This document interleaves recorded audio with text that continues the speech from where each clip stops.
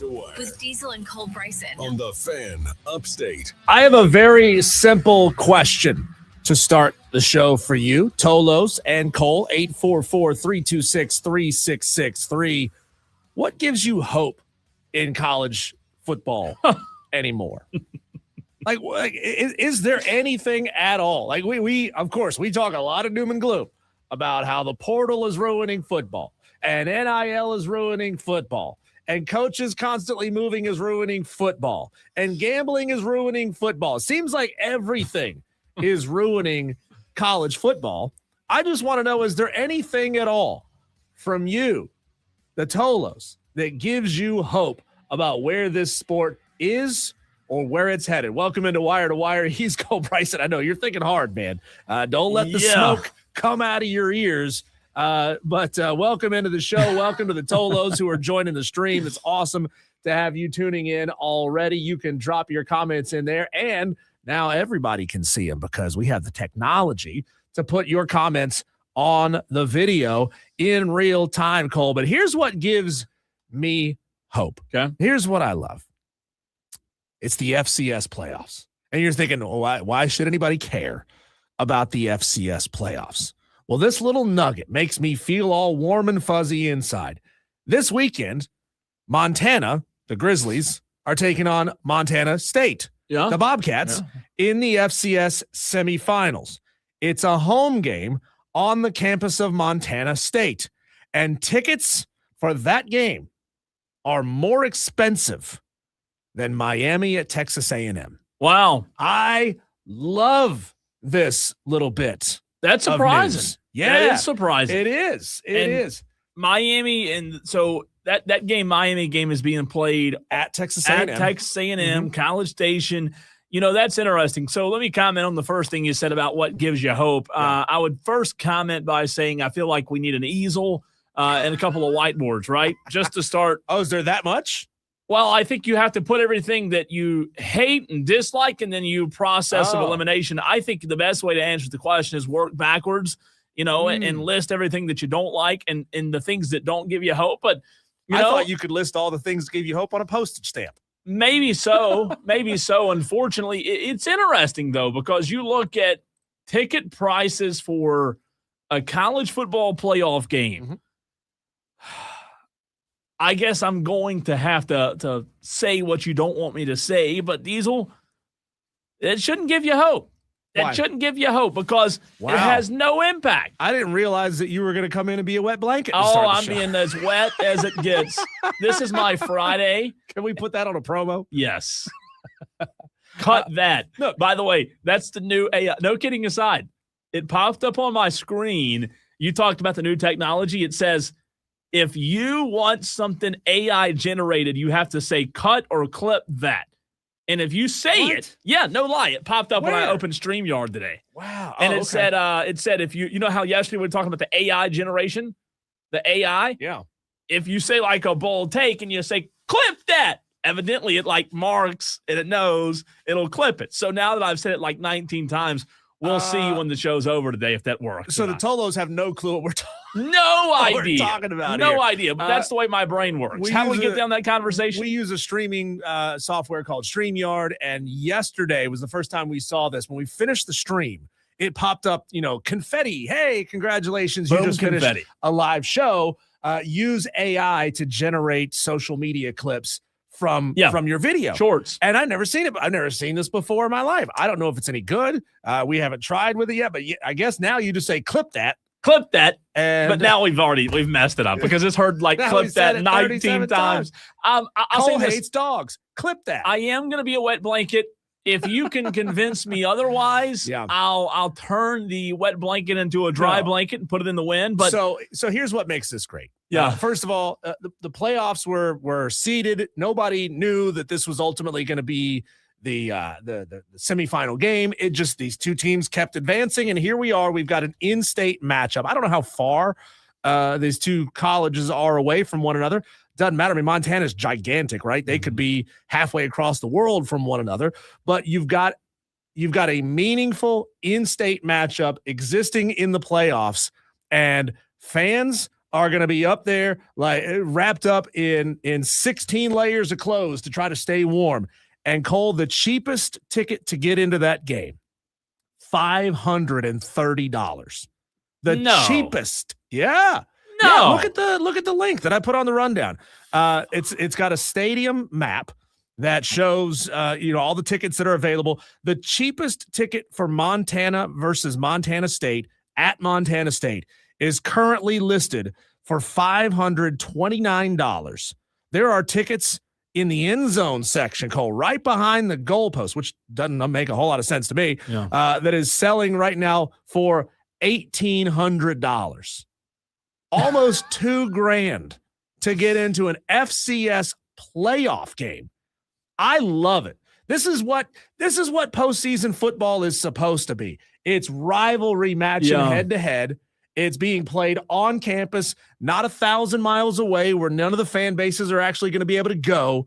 This is amazing. That's insane, though, Diesel, to pay that kind of money. I mean, it's probably propped up by the fact that the stadium holds like 37 fans, 17,000 fans. I'm being facetious. Is that what it is? 17,000? Currently, wow. Yeah, currently it officially holds 17,000 fans, but their record attendance is 22,000 fans. So I'm looking on. Assume that it's going to be roughly around that this time around. I'm looking on Game Time, which is like the best app to use for resale tickets, Mm-hmm. And literally, Diesel, I see 1, 2, 3, 4, 5, 6, 7, 8, 9, 10 areas of the section or the stadium where tickets are left, which is wild. It doesn't look like there's – and I guess that's why they're so high. It looks like they're sold out completely. Sold out, yeah. And there's one on the hill, the grassy gnome, 473 on the hill. No seat, so though. It's no seat. No seat. Okay. You're going to sit on grass, right? So you compare that to Miami at Texas A&M, which is a gigantic matchup. It's a college football playoff. 100,000 seat stadium. 100,000 seats. The cheapest ticket available for that game, still not cheap, $240. $240. Wow. To get into, that is your get-in price. You just want to show up and get into the stadium. Upper deck? It's going to cost you $240. Let me see if I can pull the map for that stadium. I would imagine. I see 268. Let me see if I can find that 240. It is doesn't look like it's in the end zone because Texas A&M has huge end zone upper deck sections. It sort of looks like it's in the corner of the end zone, all the way at the tippy top, in between the huge sideline section with the press box and the huge upper deck end zone section. Okay, there's the 240. That is upper deck, basically straight back from the end zone, just a little left of the goalpost.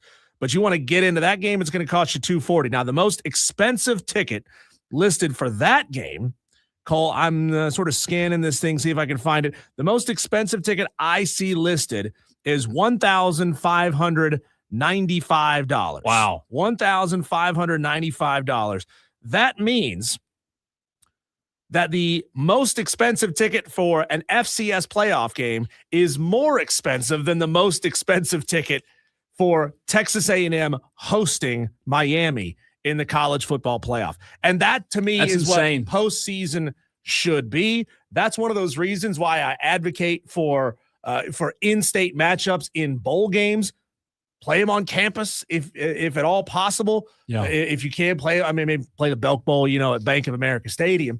But you get two fan bases that really care, get that in-state rivalry going, and all of a sudden, your game's got a tremendous amount of juice. It does. I would say I've always, Diesel, all kidding aside, not just saying this because we're talking about it, I've always enjoyed watching the FCS playoffs. I have, especially when you get into the semifinals and the national championship games.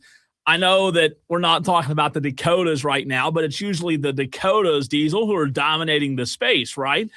From an FCS standpoint. I'm not up to date on the playoffs. I don't know if the Dakotas have been eliminated or not. So I'll say that They have. Who's left in the? I know. Wow. The two Montanas and Illinois State. I forget who the fourth team is. FCS used to be the Dakotas. That's all it was, right? It was all about the Dakotas. It's Montana State, and then Illinois State, Villanova. Whoa, Villanova, the basketball school, making a football run. Villanova's been pretty good. How about that? They spike in. I think they won a national championship a couple of years ago. So they will spike in every now and again. What state is Villanova located in? Oh, what state is Villanova? I have. It feels like we're north, right? We're destined to do. Yeah, it feels like we're destined to do this again when March Madness rolls around. Yeah. Villanova. I'm gonna guess that Villanova. I'm gonna guess one of the small states up north. I think it's in Pennsylvania. Oh, I think. Let me look. Let's see. You looking it up? No. I got it right here. Villanova. Oh, you were right. Yeah. It's in Pennsylvania. How about that? You got it right. How about that? Villanova, Pennsylvania. Texter is upset that we did not lead the show with the unfortunate news of Greg Biffle's passing. Texter, it is on the docket. We are going to talk about it today. So it's a tragic story. Yeah. It's also all this news is coming out sort of as we speak, right? We just got the news not long ago, within the last hour, that unfortunately Greg and his entire family were on board of that plane. But it is on the docket. We are going to talk about it. Yeah.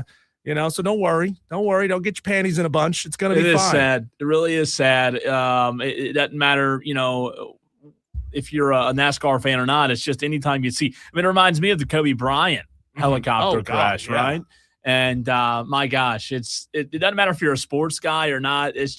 It's terrible to see, and the footage is bad. I mean, it's really, really bad, as you can imagine. And you're talking about just, 2 hours north of here? 2 hours or so, would you say? Give or take? Yeah. It's an awful news day in terms of the Biffle family, and my goodness, you hate to see that, really do. But, that's one of those things that, making a never easy transition back to the topic, that is one of those things, Cole, that gives me hope for college football. It's proof that there are still fan bases out there, and they don't have to be the biggest fan bases from the biggest markets with the most prestige and all the best athletes, for the fans who really, really care.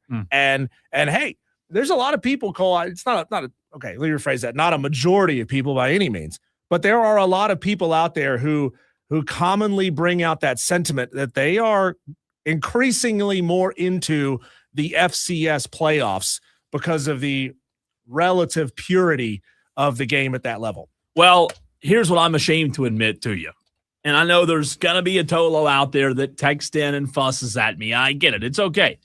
But I will admit to you, Diesel, today on air that I didn't even know the FCS playoffs were in the semifinals.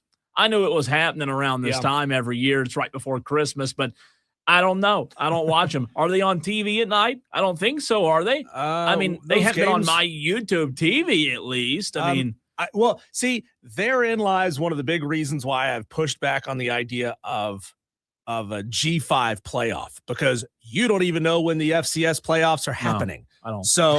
So like, why, people say I'd be really into the G5 playoff. Yeah, you would for like a year or a game, and then 5 years from now, you completely forget that they're even happening. There's only 4 teams left. Now I've pulled up the bracket because, look, I love football. But here's the problem. If it's not on my TV, I'm not going to be, like, superly engaged with it. I'm not going to know about it. I mean, yeah, I know it's this time of year every single year, but I don't cover FCS playoffs. Wofford's not in it. Furman's not in it. So we don't have a reason to. But you do see a team like Mercer. Mercer was in it until they – oh, my gosh. Did you see the score with them in South Dakota?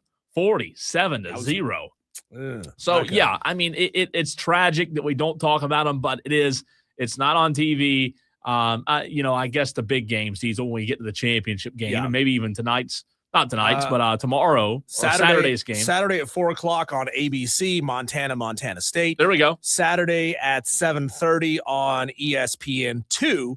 Illinois State at Villanova, and then the national championship game will be Monday, January 5th, 7:30 on ESPN, the 4-letter. And look, I'll watch it. If they're on TV, I'll watch. And maybe Saturday, Diesel, those semifinal games that you just mentioned, one at 4, one at 7:30, if the late games in the college football playoff prove to be blowouts, maybe maybe we as a fan base and as a country say, look, JMU's getting routed right now. Tulane's getting wally. I mean, you use wally mob, mollywop, whatever kind of adjective you want to use. They're getting their teeth beat out, like their brains beat in, right? Let's all as a nation say, hey, we're going to collectively as a nation flip over and watch the FCS. I'm down with it. If it's good games, I like watching good football. Or you'll just turn it off and watch Young Sheldon. No, I finished it. Finished every episode. Of course you did. So, Dewey says Cole should be fired for not knowing that information when thank you, Dewey. FCS playoffs are. Again, I mean, I went to an FCS school, and I barely pay attention to the FCS playoffs. Yeah. Especially now that it's all shifted towards the towards the Northwest. I mean, if Chattanooga or Western Carolina stepped up and became powers in the division, then I mean, it would be more relevant to us locally, but all of our schools around here have all moved into FBS football. So why pay a lot of attention to it? And now you did get me thinking, though. You got my mind churning, Diesel, when you talked about going back to the very first point you made to open the show about if you had to list off the things that gave you hope about college football. Now, for the past 16 and a half minutes, I've been sitting here thinking, well, what's that list? What's that list look like? And maybe that's a topic for another day, but I'm seriously sitting here in my head thinking out loud. Well, is there a list? Is there two? Maybe it's two things. It's what we just talked about.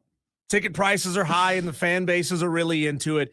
And number two, you got programs that don't traditionally invest a lot of money into keeping their coaching candidates, all throwing new contracts at their coaches to keep them around. Clip that. You see if it works. It's so weird to say that. It feels so I'm not going to say it. It feels so pretentious. Yeah, it does. I'm not going to say it. I'm not. It's like saying mic drop. Yeah, it feels weird. It's awful. I'm with you. Texter Darth Chosen says they're usually on ESPN Plus. Yeah, I think most of the playoffs are. So I think you would be right on that, Darth Chosen. Appreciate the text, though. So maybe that's a list I'll start to compile in my head. And Tolos, you do the same. And we'll get back to it on another day, another time. Today's my Friday, so I won't be here tomorrow or any next week, Diesel. But maybe that's another list for another day when we talk about the things that do give you hope for the future when it comes to college football. I mean, I could throw Blake Miller for Clemson, offensive lineman who has started, broke a record this year at Clemson in terms of his career starts, Diesel.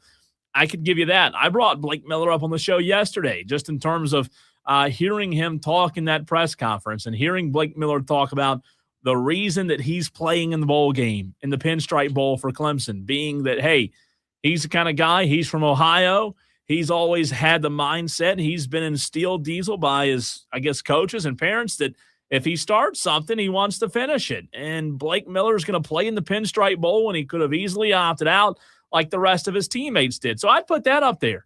Players that aren't opting out. Is that okay? Is that acceptable?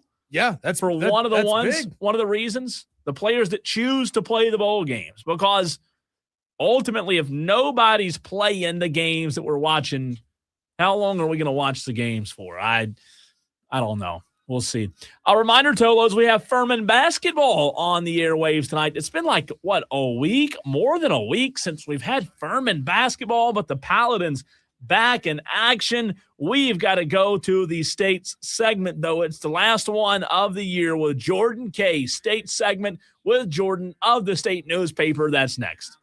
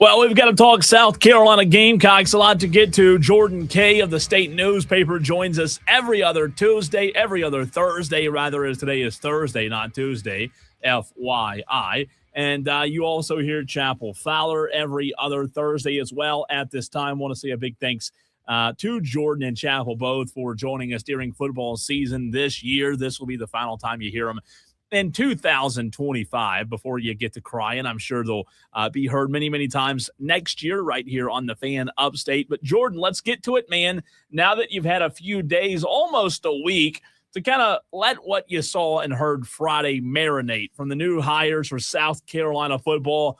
I know the Gamecocks off season a little bit longer than they wanted it to be. Have your opinions on these hires changed at all in the last 5 days now that you've had just some extra time to research, write stories, and dig around on what these hires mean for Shane Beamer? I don't think so. I think when they were made in those ensuing days, once we heard the name of Kendall Briles, I thought that was about as good as Shane Beamer could have done. And you go through and look at Kendall Briles' track record and what he was able to do with different styles of quarterback at, Houston with De'Aaron King and Florida State, and then Arkansas with a big dual threat guy like KJ Jefferson. And then at TCU this past year with Josh Hoover, he's really good at adapting to his personnel and really good at kind of fitting the offense around the quarterback. And I think that's what he's going to do with Lenora Sellers coming up. I think the Briles veer and shoot thing, a lot of people think, hey, that's a lot of passing and, like almost a branch off the air raid. But in reality, I mean, they want to spread you out to run up the middle. The problem with that, and I think the thing that South Carolina now has to really address in the transfer portal is, are they going to have a good enough offensive line to make that work? And who's going to be RB1? You're losing Faison and Attaway. You got 3 guys on scholarship right now, which is about 2 or 3 less than you would like to have. And none of those guys have really proven that they can kind of be studs in the SEC. So can you go get a game breaker running back in the transfer portal? And can you fix the offensive line a little bit? Jordan, as we get into the offseason, I would imagine that your level of access with Kendall Briles, Stan Drayton, Randy Clements, and all those involved on the coaching staff might start to shrink. How much availability will you have as the weeks and months continue to proceed through the offseason?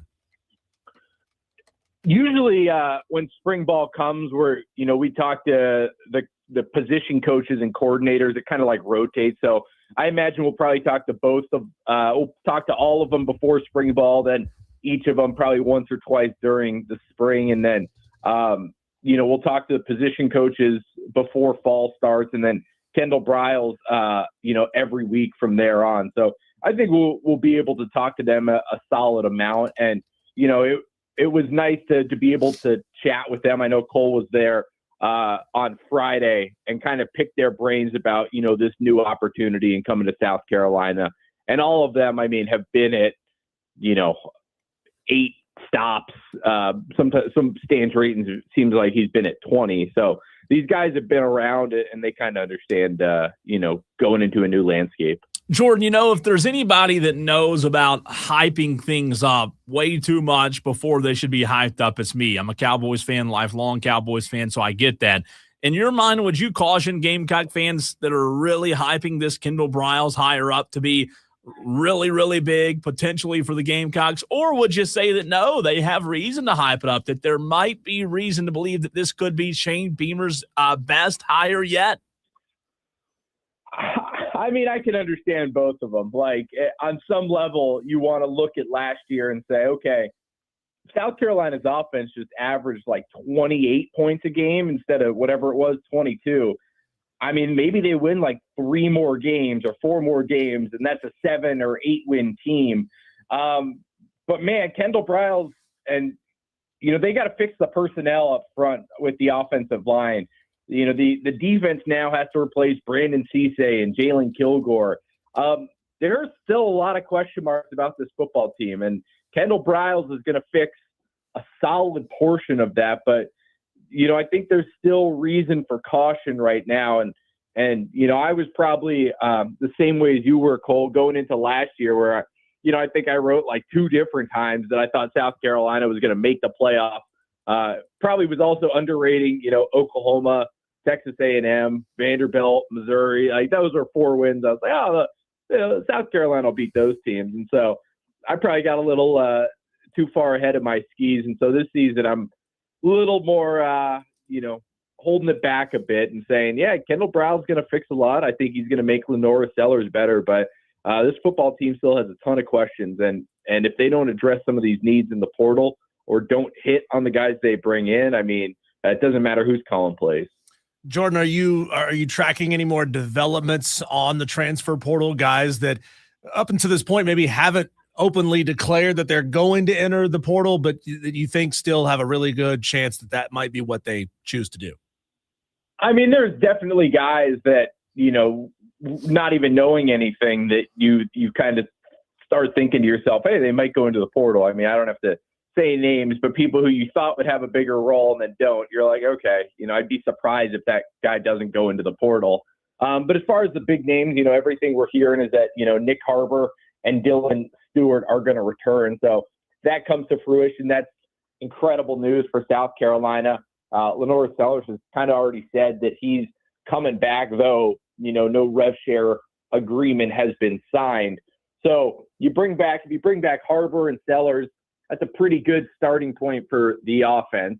And if you bring back Stewart on the defense, at least you're going to be able to get some pressure off the edge. So that's kind of what we're following right now. And it's hard to know, I think before the rev share thing, the collective would send out these tweets and say, so-and-so has signed a deal with the Garnet Trust. And sometimes it seemed like silly, but now it'd be great because then who's actually coming back. And so I'm a little surprised there hasn't been like more guys, do that initial thing. Hey, I plan on heading to the transfer portal. It's honestly kind of a little surprising there hasn't been more, but I imagine we'll get that kind of the week after Christmas, leading up to the portal officially opening on January 2nd.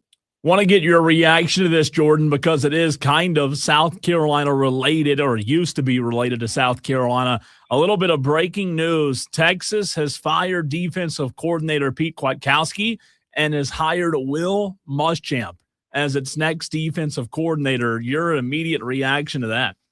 I just saw that right as you said it. That's kind of an interesting move for Texas. What was Will Muschamp doing? What didn't he resign or something from Georgia before the season? Yeah. So that was kind of odd. And I was, once he did that, I was wondering, hey, is he going to try and get back to becoming a head coach? Would he go and, take a lower thing just to say he's a head coach? But, I kind of like the move. I'm surprised he didn't, just stick with Georgia. But, for Texas and for Muschamp, I think it's a pretty good match. And so it'll be interesting to see what he does. I mean, Kwiatkowski's been with Texas though for years, so it's a little surprising it comes, especially, a week before Christmas. Jordan, do you think that this could be the final year for Lamont Paris leading the basketball program? We talked about this a lot yesterday, and that the Ray Tanner hires, none of them have really gone very well. Most of them are sitting right around in that 500 mark. I mean, off to a tough start, no wins over power conference teams. I wouldn't expect them to have a great season in a tough SEC again. Could this be curtains for Lamont? Man, it's, you don't want to speculate, but, I think Jeremiah Donati will have a really, really hard kind of look at that situation if Lamont Paris does not make the tournament again this year. And the problem, and why I say, hey, you can't just pull the trigger is, we've kind of seen these last year that Jeremiah Donati is not one for just pulling the plug really quickly. I think there were some people who wanted Paul Maneri gone after 1 year. Donati says, nope, we're going to stick this out. We're going to make it better for him. Some people wanted Shane Beamer. He said, nope, we're not. We're going to give him another year, put the resources around him. Does he do something similar with, Lamont Paris if things don't go right? Does he say, hey, actually it's not Lamont's fault, it's the resources fault. But, the last 2 years since they made that tournament, they're just have not they have struggled to put talent on the court, and there's just been some misses. The Cam Scott one is the biggest one where, they spent, pretty solid NIL money to get Cam Scott, and he decommits from Texas. He's hardly played in 2 years. They weren't able to fill the void left by Talon Cooper and BJ Mack, and they just have not. I know they probably don't have some of the NIL resources that other SEC schools do, but they just haven't spent it incredibly well, and they just haven't put the talent and personnel on the court that they did from 2 years ago. But I mean, Lamont Paris is a really good coach. I know you guys, listen to his press conferences, and every time I listen, I'm very enlightened by what he says. But, the personnel just hasn't been there the last 2 years. And if they miss the tournament, I mean, there's going to be some hard conversation. How big is that gap, Jordan? Like on the basketball court in the SEC, man, like we've seen the SEC rise to power, pretty quickly here over the last few years. But in your mind, how big's the gap from a team that Lamont Paris has now that's not getting it done? We saw him in a loss Tuesday to Clemson. From there to being a tournament team and being able to win a few games in the tournament, in your mind, how big is that gap? I would say it's pretty substantial, but I mean, I remember at the end of last year, and this is the reason maybe Donati would, pull the plug if things really start trending downward is, after they make the tournament almost incredibly, win like 26 games, set all these records.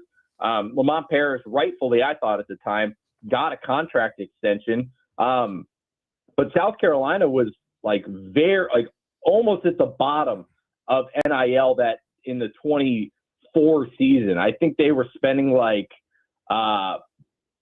let's see, I was reading I wrote it at the end of last year that the Gamecocks had the smallest NIL fund in the SEC, a pool of less than $2 million for its entire roster. And I know when Jeremiah Donati got the job, it was kind of in the middle of that basketball season, and his fix was like, hey, we are going to make them better resourced. And, they did get a big bump in NIL.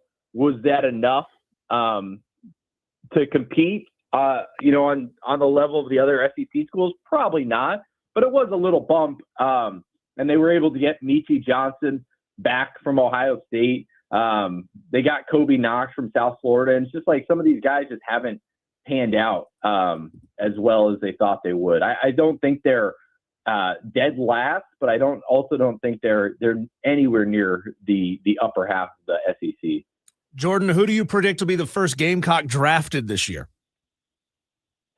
I think it's going to be Brandon Cisse, which is kind of crazy because all throughout the season, I was like, yeah, this guy's a good player, very versatile. He was able to play both corner and nickel. He ended up being like the best run tackler, like the best tackler against the run per PFF. Like, I thought he was a really good football player.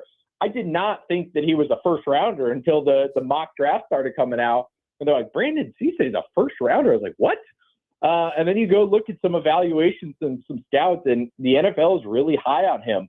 So I think it's going to be Brandon Cisse first. I think it'd be really cool if he ends up being a first rounder and South Carolina gets 2 first rounders in 3 years and basically 3 top 35 picks, top 40 picks in the last 3 years, because Nicky Manwari went early in the second.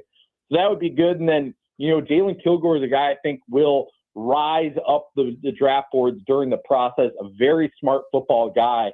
And I think he's just going to nail a lot of the measurables at the combine and at pro day. So it'd be cool to see him kind of sneak into that second round, maybe be an option as a late first rounder. But, as we kind of saw with Eamon Wari last year, like the NFL is not, you have to be incredible as a safety to be drafted in the first round. And so I think there is more need and desire for cornerbacks, which is why I think Cisse will go in the first round. And what a season Nick's had, maybe the rookie of the year defensively. Yeah. He's had an exceptional season.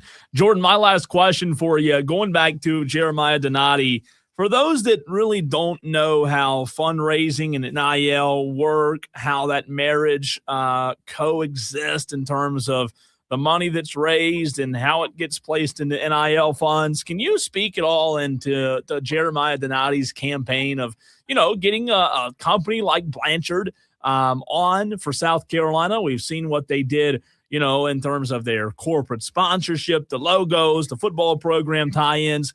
How does that revenue that's brought in and that charge that's led by Jeremiah Donati decide where the money falls in the funnels of the football NIL or the basketball NIL, if that makes sense? Well, I think what fans and everyone is really going to have to realize is, like, it doesn't exactly work that way anymore. In the past, it was, hey, we just need as much money as possible, and we're going to divvy it up here, here, and here. Yeah. Easy. But now with the rev share, I mean, these schools actually have a salary cap. And so we don't know what South Carolina's is, but, going by how they doled out the back payments and the settlement, kind of the standard that a lot of people think is that football gets 75%, men's basketball gets 15%, women's basketball, and baseball get 5%, and then 5% to the rest. So it's $20.5 million. You got to use $2.5 million to account for your extra scholarships. So basically, every school is working with $18 million. 75% of that is 13.5. So that's just a good guideline of football rev share is 13.5 million. Probably. It's probably in that ballpark. Could be higher, could be lower. But what Jeremiah Donati and the athletic department has to do is go find these above the cap NIL dollars. And this is stuff that, because of the Deloitte clearinghouse, every deal that's over $600 has to kind of be submitted into this process called NIL Go. Deloitte, the big financial corporation, kind of runs it and gives the thumbs up or thumbs down if it meets fair market value. So what it's trying to do is, a quarterback can't sign autographs and get paid $1 million for it. Yeah. What can happen more is, a car dealership or something pays a guy to be in a commercial, or a pizza shop, does something. And what, South Carolina and a lot of schools are doing is kind of writing that into their marketing plans, where they say, hey, instead of, whatever company paying us X number of dollars, you got to pay us a little bit less than that, but you've also got to spend more on NIL. And so that's kind of where the arms race is going now, is finding those above the cap things and finding businesses and companies that won't just donate to the fund, but will actually pay the player to do something. And that's kind of, a tough thing, and all these schools are trying to work on it. And so in the past, you would say, hey, yeah, just go fundraise, go find it. And it's it's not that easy anymore, because it goes beyond just kind of writing a check. And so that's where these schools are trying to be creative and figure those things out. And also why it's not as easy anymore to just say, yeah, let's just give them more resources and more money. It takes a little bit more than that. Man, Jordan, doesn't it feel like if we had that Deloitte clearinghouse right out of the gate with NIL, we wouldn't be in the weird spot that we're in with NIL? If that was the infancy of it, 100%, because I think where a lot of the things went awry is with collectives. And I think that was somewhere the NCAA, when they were putting this out, it all sounded good. The quarterback's going to do a commercial for the pizza shop, and everyone's going to sing Kumbaya. And then it was people were like, hey, we're just going to do these things called collectives and just kind of get around that. And now with this clearinghouse, it does create a little bit more, makes it a little more, hey, this is fair market value, not just some random number. The problem is now people are just trying to find different workarounds to get around that. And so I'm sure in a couple of months we'll start hearing about some odd loophole that schools are using to get around that. And that's kind of the odd thing, especially when you start hearing that, LSU is promising Lane Kiffin $25 million in NIL. And you're thinking how is that even possible? It'd be pretty hard to find $10 million of above the cap, especially because last October they did a kind of a study, and it was the average deal was $7,500. That's a lot of deals to get to $10 million above the cap just for football. So I don't know exactly what these schools are doing, but I'm sure they're finding workarounds. Jordan, you're the best, man. As always, appreciate you, and great stuff not only today, but this year, this football season. We'll talk to you again real soon. Appreciate you guys having me on. Have a great one. Absolutely. Jordan Kaye of the State Newspaper. What a wild time. I mean, that money conversation, that NIL conversation is just nuts. When we come back, Cole, let's take our quick look around the sports world. Our Daily Wires next.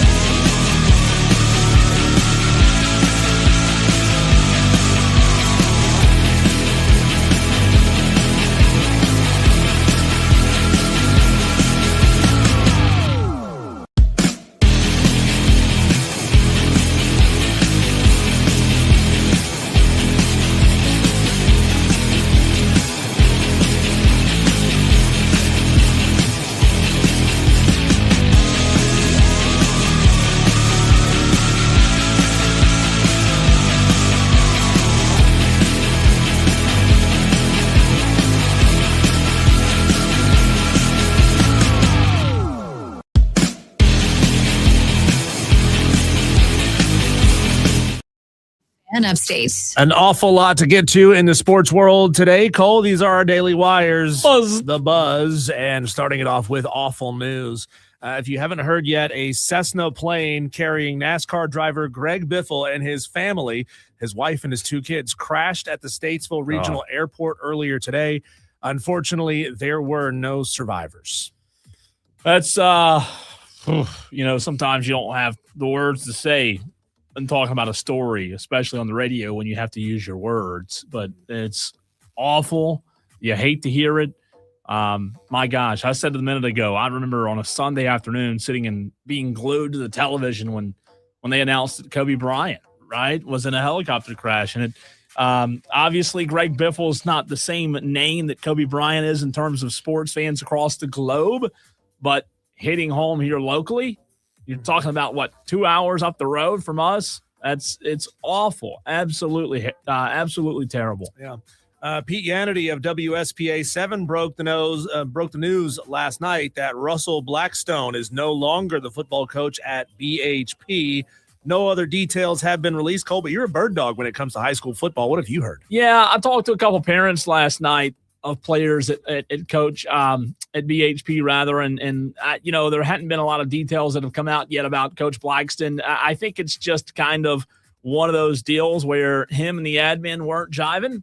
And from what I've been told, I don't think he did anything wrong, like serious allegation type stuff that you hear far too often nowadays. But the people inside the circles at BHP have not been surprised by this. Ohio University has fired their first-year head football coach, Brian Smith, for cause, saying that he violated his contract by engaging in serious professional misconduct and participating in activities that reflect unfavorably on the university. Not a lot of details out about this, Cole. One report that I read said that he admitted to keeping a bottle of bourbon in his desk drawer and would have a drink after hours with other coaches. And he vehemently denied that any players or anyone underage was ever present during these binge drinking sessions. Binge drinking, boy. That man. It feels like there has to be more than that, right? Keeping a bottle of bourbon in your desk is not enough to fire a head coach. I was going to say, how many head coaches out there do that? Yeah.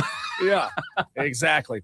3 days before hosting their biggest game at Soldier Field in years, the Bears are exploring moving the team outside of the city for which they are named.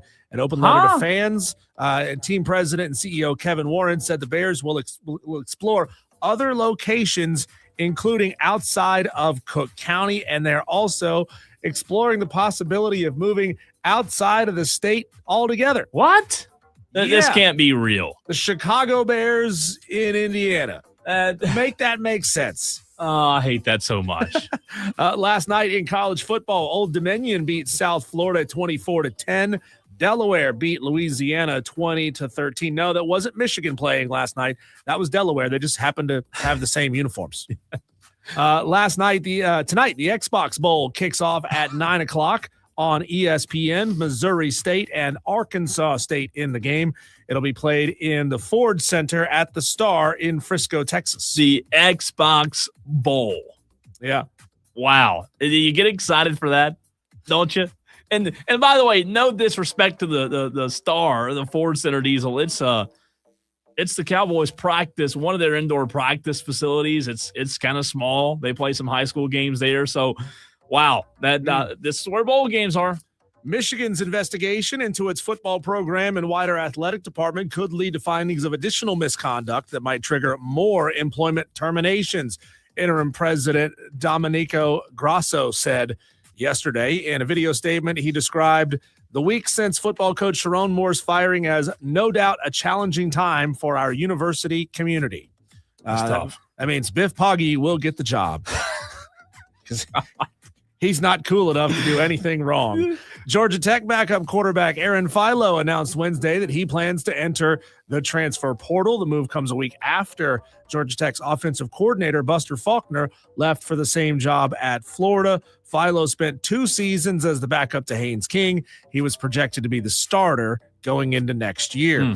More transfer portal news. Missouri quarterback Bo Pribula, God, it's hard to say, Bo Pribula has informed his coaches that he intends to enter the transfer That's portal. big news. He's a good quarterback.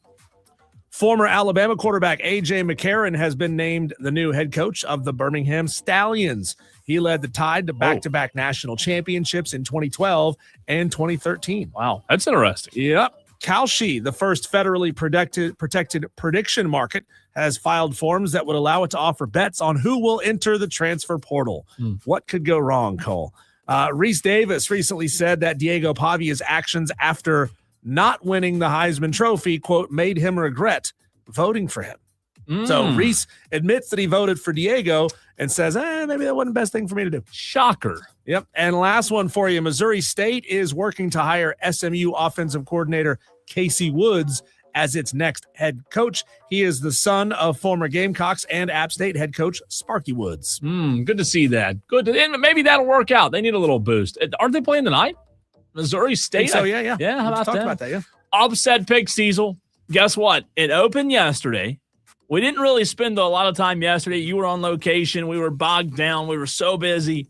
But we're going to get to it. Let's dive head first. Upset picks challenge. We need a flood from you, Tolos. We'll dive in. Diesel's upset pick? My upset pick, maybe? Yeah, I think next.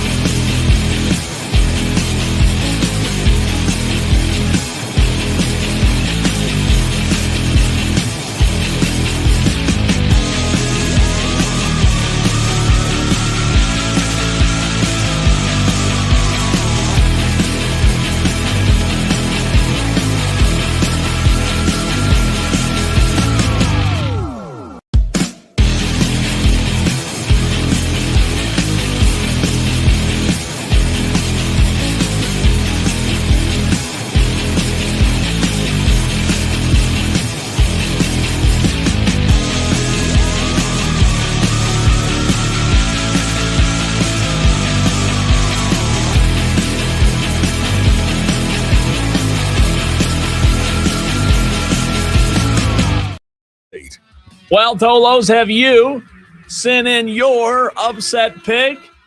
If you haven't, guess what? This is your last chance until August of 2026. Oh, don't say it like that. I know it does. It does. So far away. It does. This is your last chance to get an upset pick in for months. So Tolo's the Upset Picks Challenge. It's open. It opened yesterday. We need yours. We had a pretty good response yesterday on the text line, but not good enough. You know, we don't settle for average around here. Mm-hmm. So we need these numbers. We need some upset picks today. If you just tuned in, if you're new to the show and you're asking what the Upset Picks Challenge brought to you by Ingles Markets exactly is, what is this you're talking about? The Upset Picks Challenge is where you, as college football fans, find a game on ESPN.com. When you go to the Scores tab under college football, you find a game where you like the betting underdog to outright win the game. You text that game in along with your name and the spread to 844-326-3663. And during the course of the season, if you hit, that's how many points you get. But with this being the last week, Diesel, this is the last opportunity to add points. Also, if you don't pick, you lose too. So this might be a good opportunity to gain some ground on this Upset Picks Challenge. And Diesel, I'm narrowing mine down. I've got a few that I like, but I'm sure you already have yours, correct? I don't. I don't. Here's the thing. We track our scores all season long. Our current score is posted up at the Fan Upstate on Facebook and on Twitter. Dave Mosley. So these are still last week's standings because we haven't played all of the pre-Christmas bowl games. Yeah. Last week's picks won't be official until December 25th, Christmas Day. We're going to make Dan B work on Christmas Day to get those picks in. But the most recent standings that we have, Dave Mosley is out to a huge lead, 22.5 points over second place USC. Justin Leprechaun of Lyman is there. Hurricane Jeff. I've already gotten my pre-Christmas bowl game pick wrong, Cole. So I'm going to be sitting at a -1 here. I've got 12.5, so I'll be down to 11.5. I'll be down there with Bill Bender. That's fun. I mean, he's a smart guy. He knows football, but he's bad at making picks just like I am. I picked Memphis, I believe, and that is that's tomorrow. That's you tomorrow. You didn't even know. No, I had no idea. I've forgotten already. And by the way, Tolos, we need you 1 hour from now. The Tolo Takeover, 1 hour, 5 o'clock. We're not taking phone calls until then. We're going to load it up at 5 o'clock. The Tolo Takeover, your opportunity to take over these airwaves with whatever you want to talk about. I know a lot of people. We had a lot of picks yesterday taking UConn to upset Army, and Army to upset UConn. And that's an interesting one, Cole, because UConn's quarterback and top wide receiver have opted out for the bowl game. And at Army, you can't do that. Ooh. We saw What's Army the spread? 9.5 points. 9.5 points. Ooh, Army is favored. Army's favored. Sorry. So UConn, without its quarterback and top wide receiver, are going to have to beat a 9.5 point spread to upset Army. That's interesting. I don't got know. Me on that one. I mean, UConn's really good, but they lost their coach and a bunch of really big time players. That's what makes these bowl game picks so hard, right? Because it's hard to keep track of how many of these teams have lost coaches and coordinators and players. And You've got me intrigued on the Army, though. Yeah. Yeah. Okay. Yeah. Okay. And there's a bunch of 4-point spreads. It feels like most of these bowl games are relatively close. Coastal plus 9.5 over Louisiana Tech. How into it are either of these teams going to be in the Radiance Technologies Independence Bowl? Screw it. Hey, here's the deal. It's patriotic. You got me on it. I didn't have another bowl that I loved. So with that being said, let's go full patriotic here. Let's go Army. My upset pick. UConn is the upset pick. No. UConn is the dog. No. I thought you said Army was the dog. Army's favored. Cut the music. You got to be kidding. Army's favored. Oh. So you got to pick UConn. Oh. UConn Ugh. to upset America. I thought you were telling me that Army was the dog. Never mind. Cut the music. Forget that. You felt really good about I felt that for a good. second. I had the Army fight song. I felt patriotic. That was a big bust.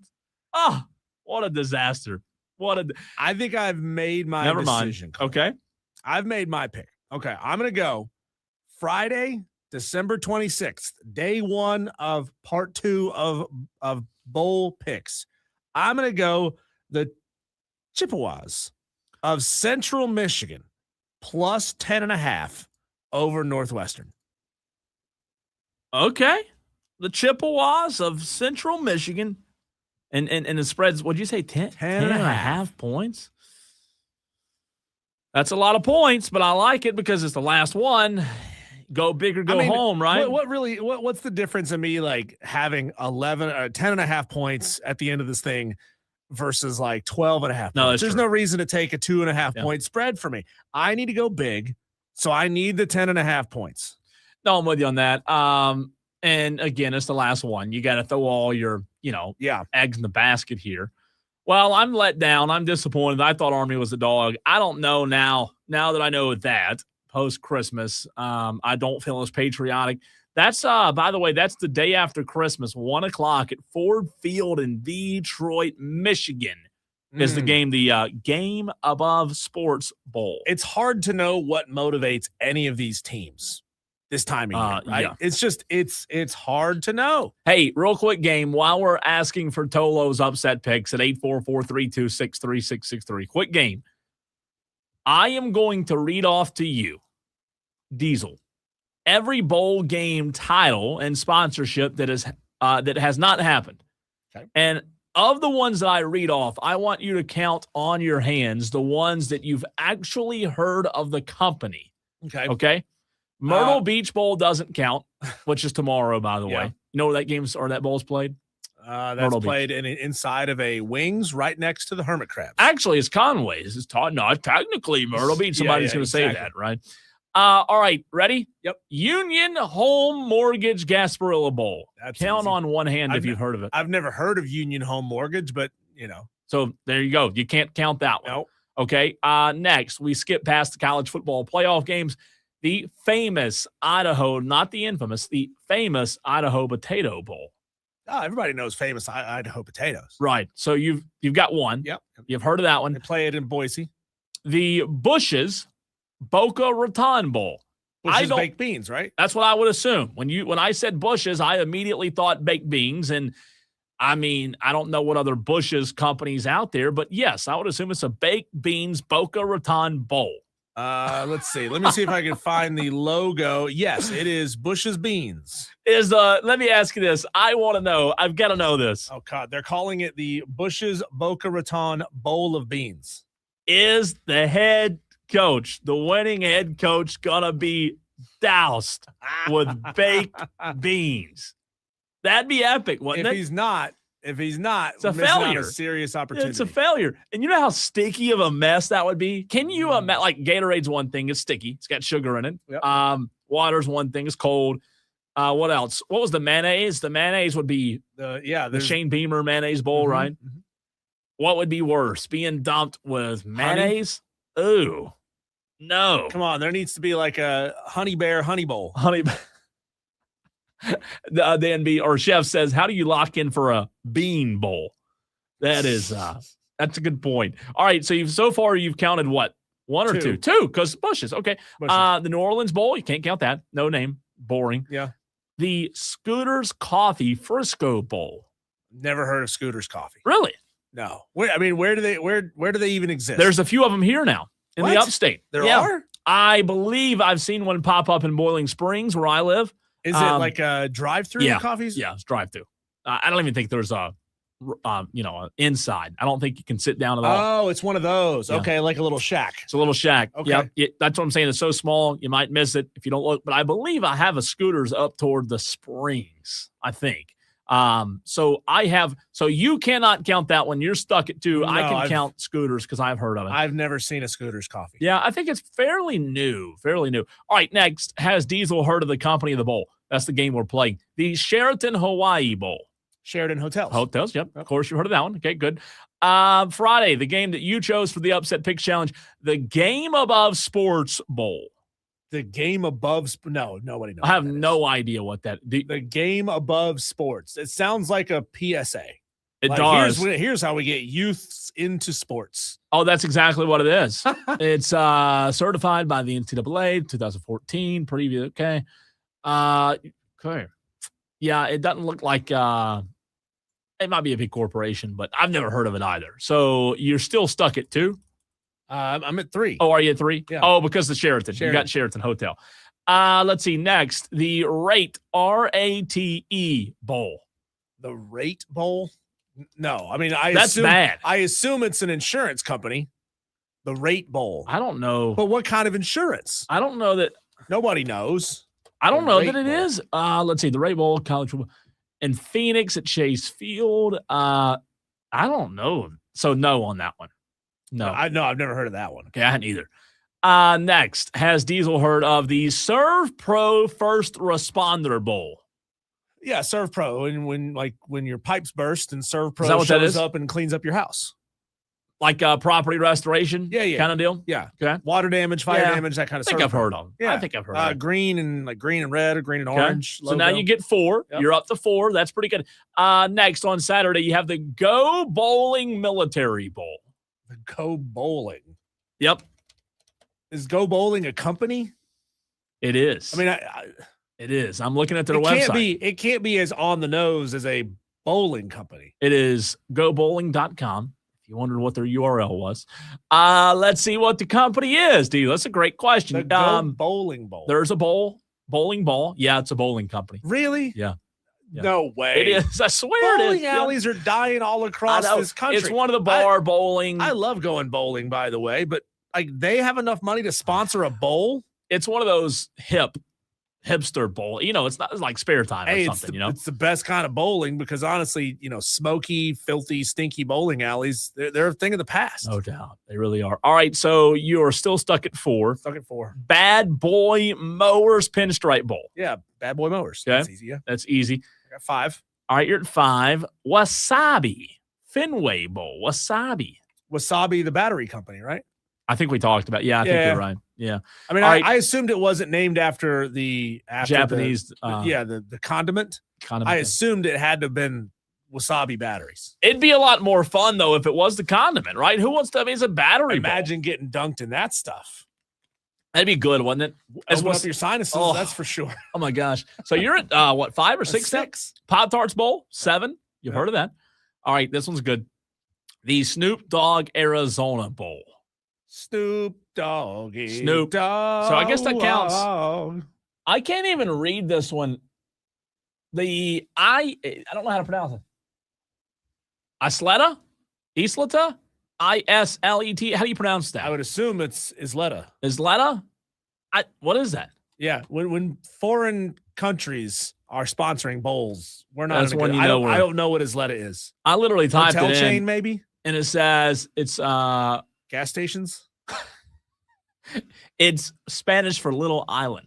Isleta, little island. So it's the Little Island Bowl, maybe. I don't. Where know. Is it? It's played in Albuquerque, New Mexico. Oh yeah, because lots of ocean around Albuquerque. Yeah, oceanfront property. All right, next is the Tag Slayer Gator Bowl. You've heard of that one? Yep. So you can count that one. You're up to 7 or 8 now. You're up to 7 or 8. Which one? 7 or 8? I think I'm at 8. All right. Next, I think you'll know this one, but I'm not so sure.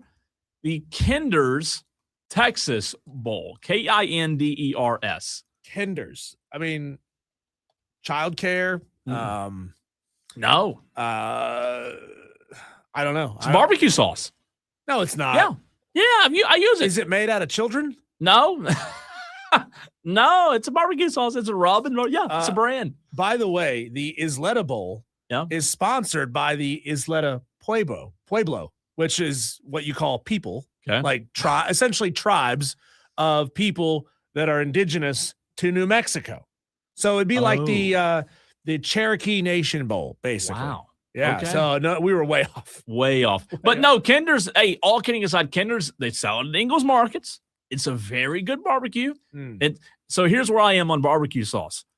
I don't like the runny barbecue sauce. I like have a little thickness to it, right? Okay. Do you? Do you like runny? Well, a good medium. If it's gonna be a thin sauce, it's got to be cooked into the meat. I don't like. Right? I just don't like the thin. You got to put it in there, and then you got to cook it for a while so that it soaks into the meat.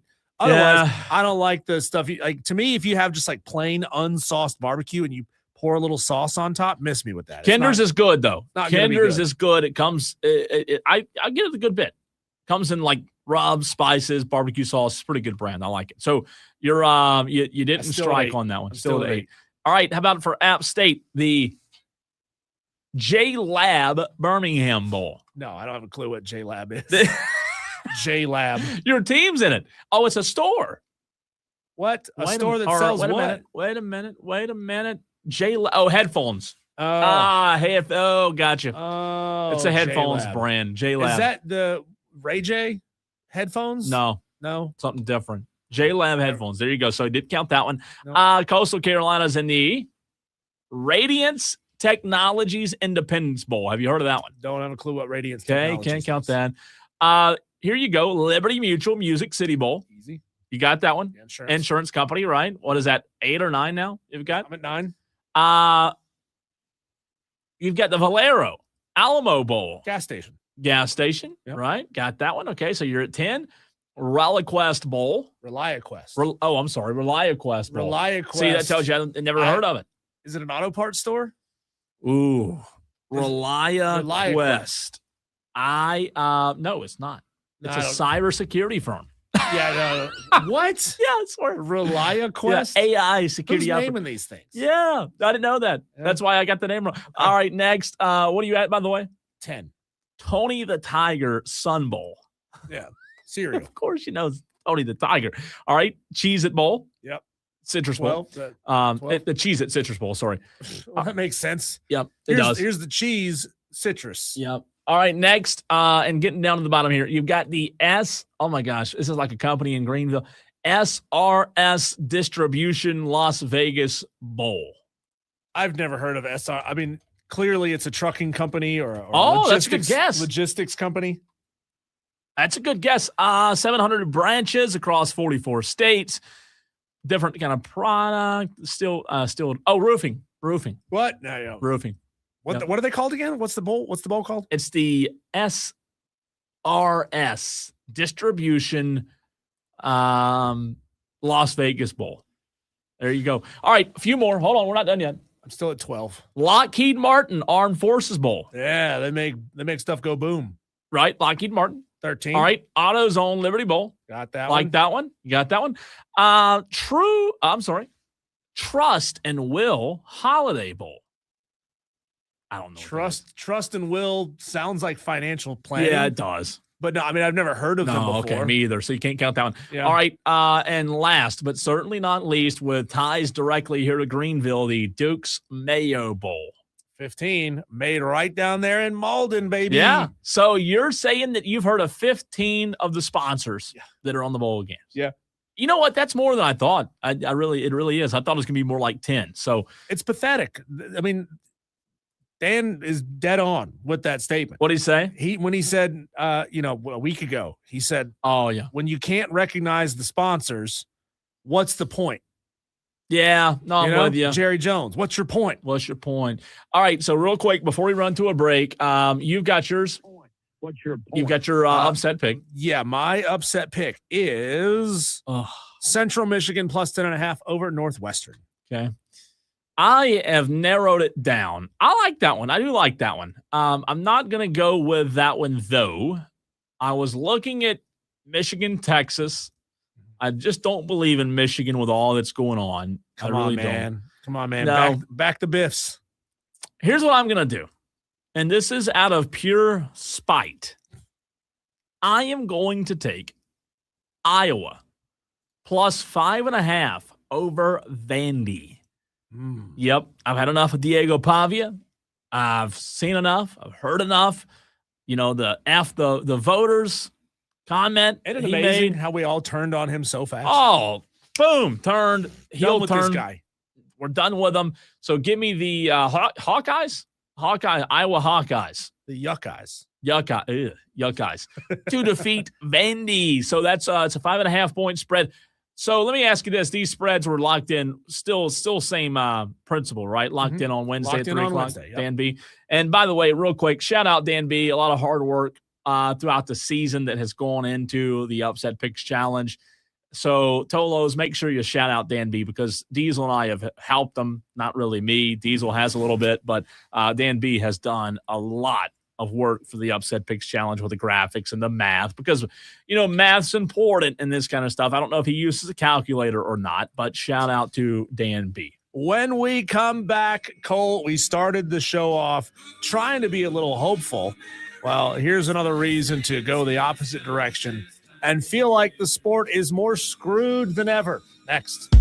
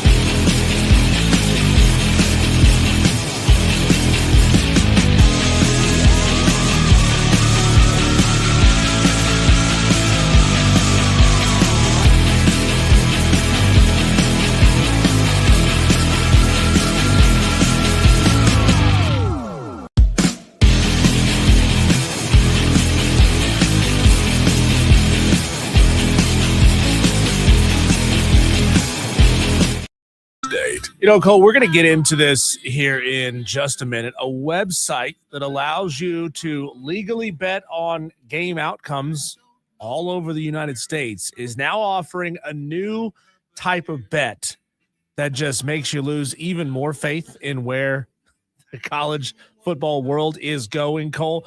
But, we've been talking for a while now about who we might want as a college football commissioner, a czar of college football. You know who that name has always been for most people? Nick Saban. Nick Saban. Well, now I would officially like to withdraw my support for Nick Saban as the college football czar, because it's clear Nick Saban no longer has the well-being of the sport as a whole at heart. Nick Saban went on the Pat McAfee show earlier today and said, quote, "Would we allow the winner of the AAA baseball league, the International League, I don't even know the name of it, would you let them in the World Series? That's the equivalent of what we do when JMU gets in the playoff and Notre Dame doesn't." He's right. I don't want to start any bleep. No, he's not right, Cole. Literally everything he said there is wrong. I don't want to start any bleep here, but these guys ought to have their own playoff. Just give them the money. Each school gets $4 million for playing the first round. Just give them the $4 million and put Notre Dame in. Want to see Notre Dame and Oregon play? Hell yes. Hell yes. Good God. Sitting next to Pat McAfee has ruined Nick Saban. It has absolutely ruined Nick Saban because, first of all, you can't just put the winner of the AAA baseball league in the World Series. That's not how baseball playoffs work. Nicholas Saban, if that is your real name.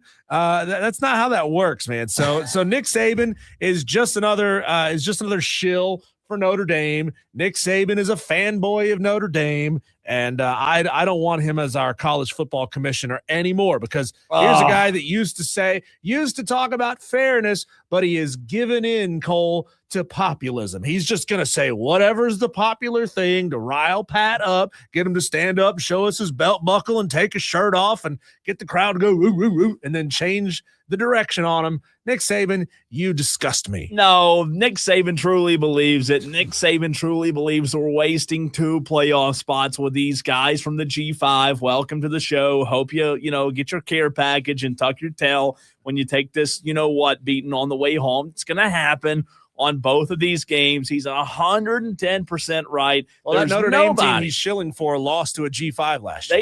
They did, but there's nobody that believes that these G5 teams are going to compete for a national championship ever. I know somebody who does. His name is Sherman, and he has an antitrust act named after him. Well, the he's Sherman Antitrust lucky. Act says that they should be in.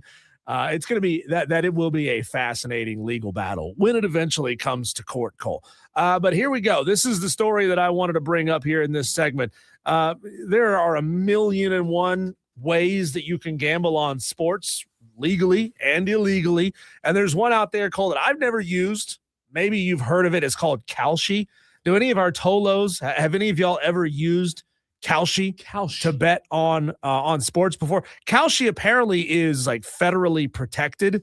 So I don't know if you could use Kalshi like in the state of South Carolina to bet on outcomes of games where it's otherwise illegal to bet on the outcomes of games.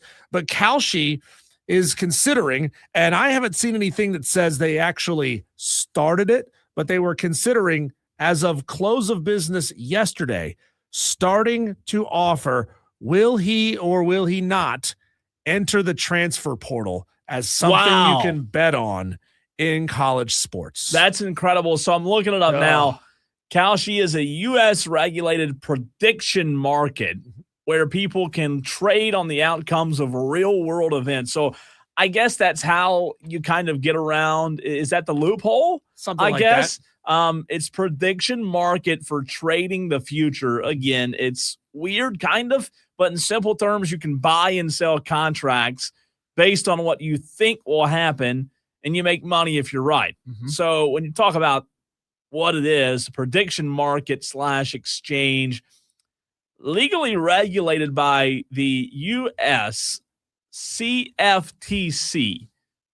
That's interesting. The Federal Trade Commission? Yeah, I guess so. I don't know what the C before it starts. Commodity. Okay. Commodity Futures Trading Commission. So unlike your average outcome app, your sports betting app, it's available to U.S. users. That's interesting.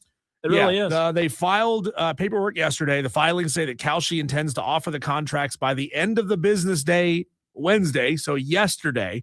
But I don't use this app, and if anybody who uses it can sign in and tell us if they actually started to offer these, let us know, Cole. But basically what they're going to do is they're going to post a contract. It's what they call it, a contract. Yeah. And Legal they will term. title it, "Will Player Enter or Withdraw from the Transfer Portal in a certain time period?" All right, live on air, I am downloading the app. Okay. It is green. It's got a clean logo. It's got a clean look, Diesel. It says Kalshi, sports, culture, and more. So now when I've downloaded the app, you can see it says trade on anything: financials, politics, sports, economics, climate, crypto, anything. I mean, It's going to cost you so much money, Cole. not to just browse, right? What do you mean? What? Not you. You're going to try it out. All right, let's see. Create an account. And I want to know, because the transfer portal aspect is really interesting. Yeah. I guess officially in the portal when it opens is what it means. So that's what it should mean. Yeah. It says here what they're going to do is they're going to monitor players' social media accounts. Oh my gosh. For confirmation that they are entering or withdrawing from the portal. That's so sketch. That is extremely sketch, because think about this. Now they're going to have to monitor hundreds or thousands of accounts and sift through which ones of them are real accounts, which ones are burner accounts, which ones are fake accounts. I mean, come on. There's like 1,000,001 ways to send this market sideways. So once you download it, it does look legit. But the very last thing you do, I just created like the account, put your name, address, stuff like that. Mm-hmm. You choose how you want to pay. And then after you do that, it brings you to this screen here, which I don't know if those watching the stream can see it. Yep. There's a 2% processing fee, but this is where you enter the dollar figure. And then once you enter the dollar figure, it gives you the option to click Apple Pay or however you want to pay. Of course, right? They made it easy. So easy. So you have to, here's where it's different. I will tell you this. Here's where it's different. You have to pay up front, kind of similar to like a Prize Picks or whatever, right? And then you place your bet. I have heard that the offshore gambling sites, you don't have to put the money up front. Basically, you place the wager. Go into debt.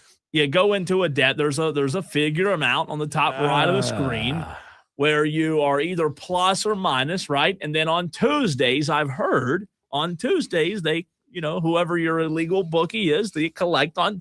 That's what I've heard. I'm not telling you anything factual. They call you? Have Venmo, you heard that Venmo request? Oh, okay. Yeah, I've heard they Venmo request you.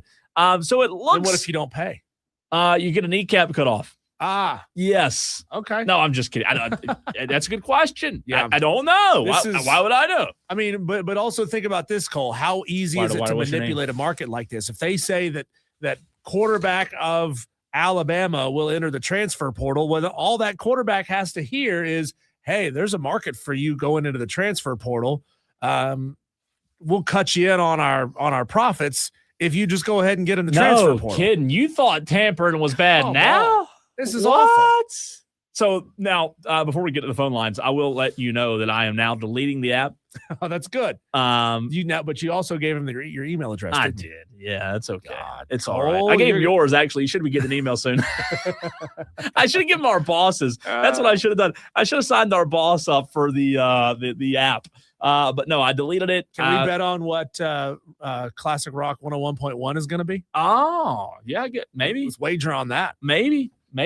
All right, let's go to the phone lines. Dale wants to weigh in. 844-FAN phone. Wait a minute. Dale, the Tolo takeover's at 5 o'clock. Why are you calling now? How about them Cowgirls, Dale? All right, first, let's get the upset pick in, all right? Let's start there, okay? I'm going to take Illinois plus 6.5 over Tennessee. I hope you're busy at 5 o'clock, by the way. You better have a good excuse. I am. I've actually got to go watch my children so my wife can go to a Bible study. Okay, well, that's a good excuse, I guess. Bible. Although I'm trying to get all the kids to take a nap around this time. right? Second, yes, the Cowboys have It's done. Been eliminated. Yeah.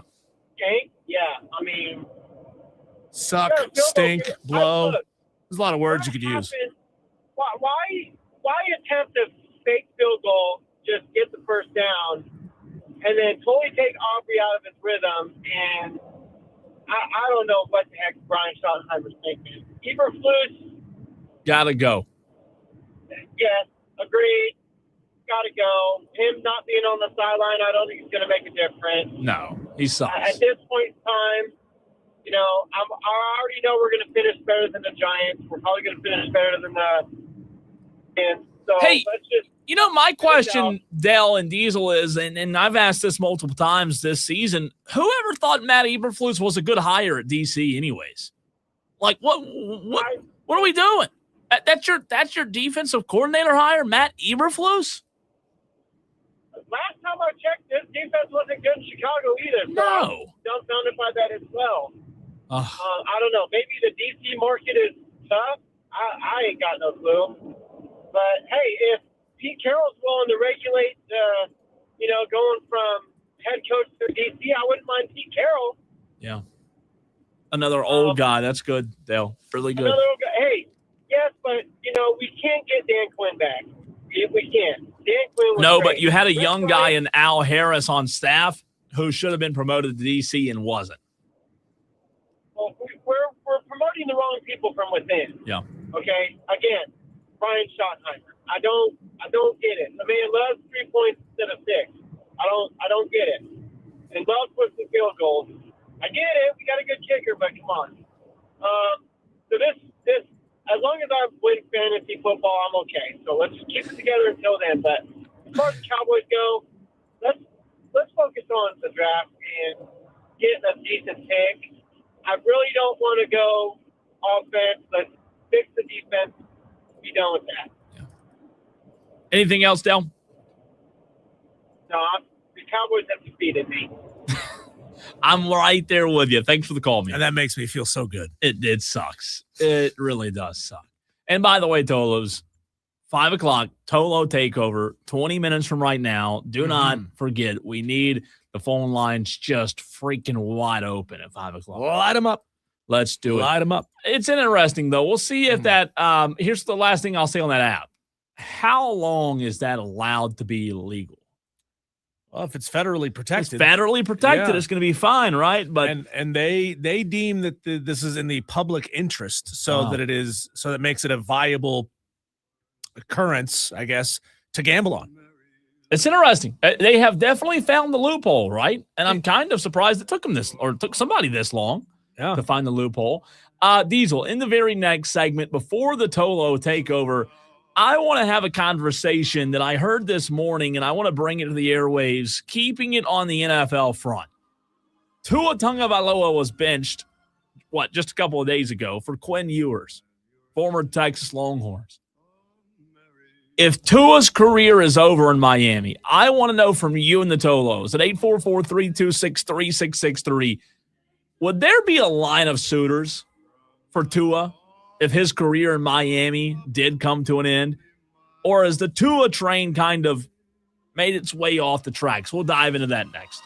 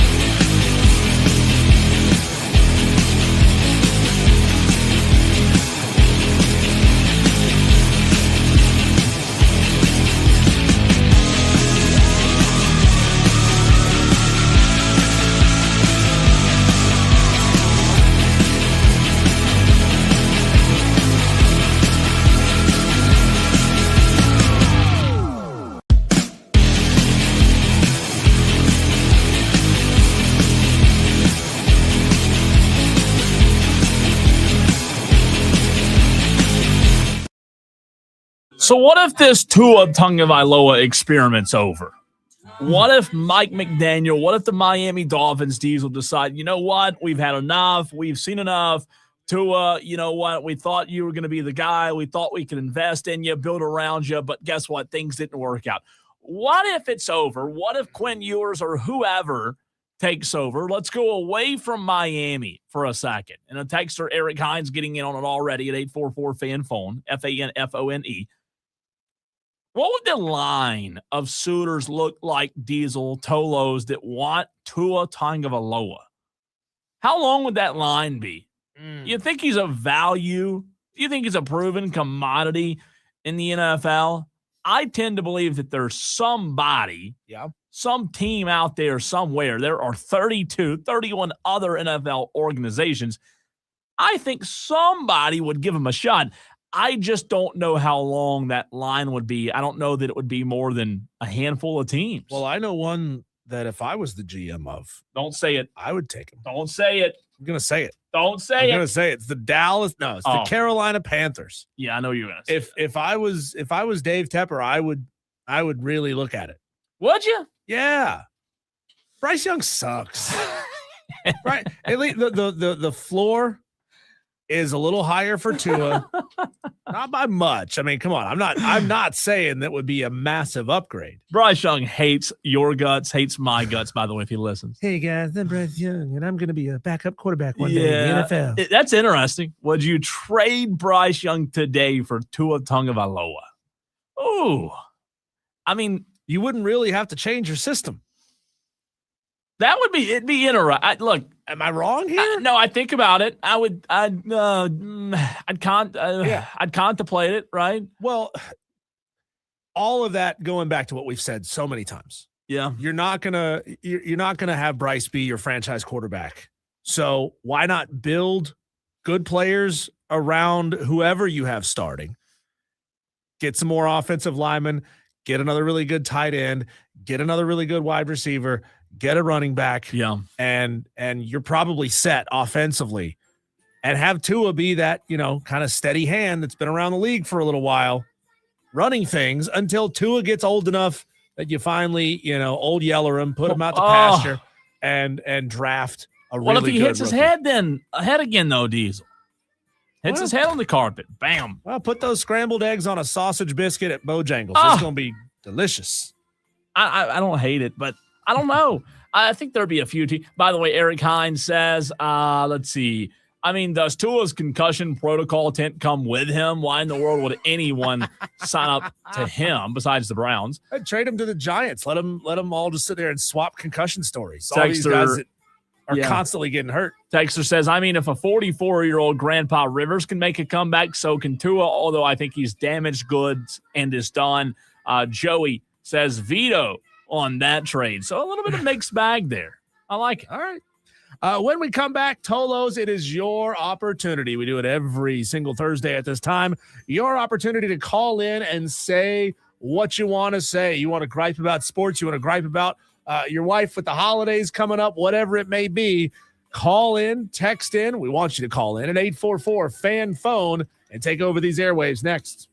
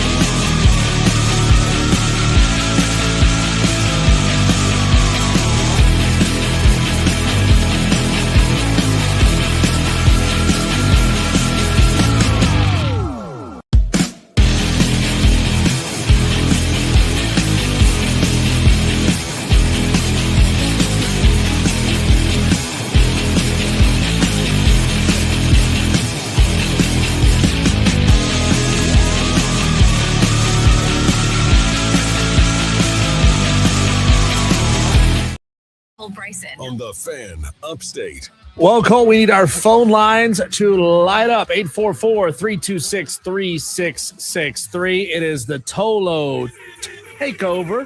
Whatever you want to talk about, call in now and get on the queue and ready to go. But you found this update on a story that we talked about earlier in the Daily Wires about the Ohio head coach who I thought he was fired because he kept a bottle of bourbon in his desk.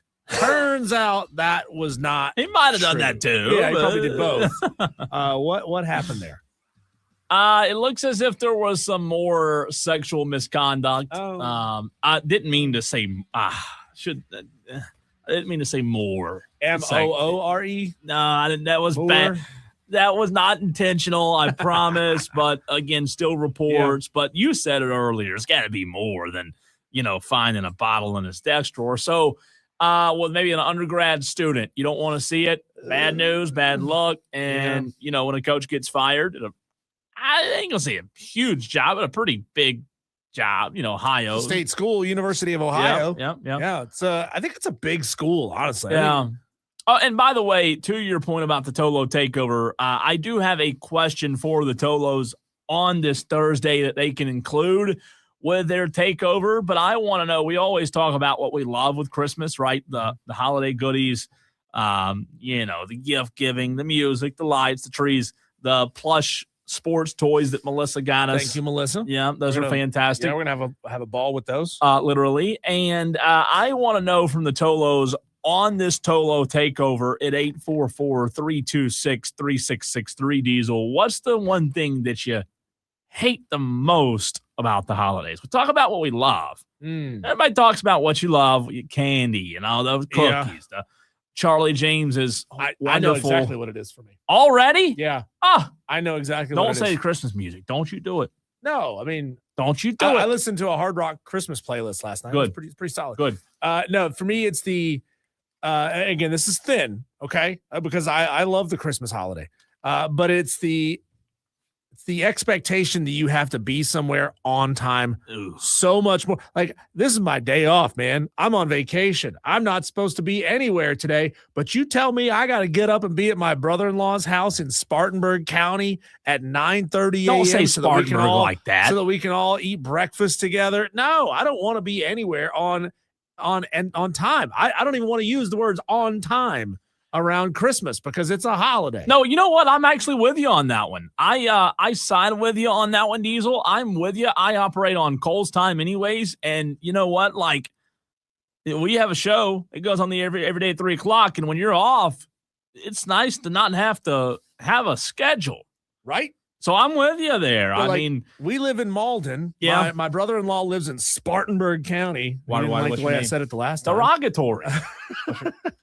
We gotta drive all Why the way. Why are you saying it's so mean? Gotta drive all up to Duncan, 3 or 4 times in a 10-day period.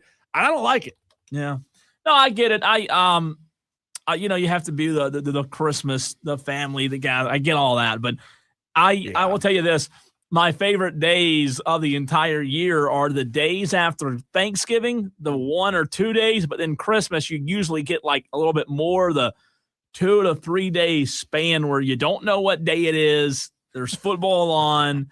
You wake up and you're like, I don't have to go to work today. You're just going to eat, whatever, and watch football. And you don't have a clock. You don't have a schedule. I love that. Yeah. I love that. So I'm with you on that. But that wasn't the question. What do you not like about Christmas holiday? What's the thing that bugs you the most? You're asking me? That was your question, right? Yeah, you said what bugs you the most? Yeah, what is it for you? I think the gift giving. No, I'm serious. You don't like giving gifts? No, I think is it the pressure? Gift. Well, it's just like it's to me, and everybody has different, meanings of what Christmas means for them. To me, it's about the birth of Jesus, and I don't really care about gifts. I like new things. I like new boots. I like new guns. I like all that stuff, but I just kind of like I think we just put too much emphasis on the gifts. I would love a Christmas where everybody one year in America, and I know like stores wouldn't love me for saying this, but I would love for one Christmas, everybody to say, hey, you know what? This Christmas, we're not doing gifts. No gifts. Just do away. Let's just spend time with friends, family, whatever, yada, yada, yada. The heck with the gifts. I think the gifts are what I don't like. It does take away from the meaning of Christmas. That is true. Yeah, I just not a big fan. I'm not a big gift giver. Yeah. And I'll be honest with you, I don't really, I don't have a desire to receive gifts this Christmas. You get older. Yeah, I think what you're trying to say, and I think this is true for myself too, I'm a little selfish.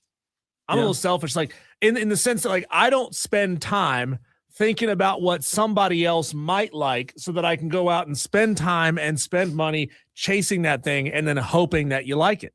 Yeah, and then you have to worry about, like you said, do you really like it? Do they like it? It's like love languages. Everybody has different love languages. For some people, it's service. For some people, it's gift giving. It's all different kinds of things. My love language is not gift giving. Yeah, mine's not either. I think mine would be more service. We should do one of those. My love language is hugs. Is it really? Yeah. We should do. This is a. We should do a when we get to April, May, and start slowing down. We should do a live on air, one of those personality tests. You said what your.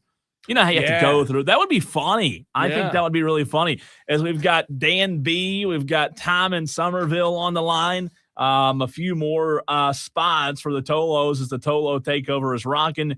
It's rolling. It begins now. And let's go to Dan B. What's up, Dan B? Hey, guys. I got a few things. I'll start with the thing I don't like the most. Probably be the fact that all the places put up their Christmas decorations for sale 2 months prior, right after Halloween. Oh, you're a Scrooge. That's probably the thing. Well, also, no, Dan. It just doesn't need to be out. Oh, I'm sorry. Wait a minute. Let me try that again. All right, ready? All right, what's up, Dan? There we go. But no, it also just Jess caught heard you say that you operate on coal time, and she perked up and absolutely was like, yeah, he does. He operates on his time for sure. Yeah, I do. I'm sorry. I do. Are you talking about his weekly fantasy football lineup that he refuses to set? Well, that would just be part of it. I'm not going to go into details as to why he does that. But speaking of the, picks, I'll take UConn. I think there was 9.5. And she's going to take Nebraska. I don't think she sent that to you yet. She's taking Nebraska. I think that one's 16, maybe, something like that. Ooh. Dan, I thought that Navy personnel respected Army personnel, and you're going to go ahead and do this and pick against Army? Absolutely. Go Navy, beat Army. Go Nebraska, beat Army. I don't know. I like it. My small school and my big school. So, yeah, I don't have any love for Army's football team. What else, Dan? The last is the Greg Biffle.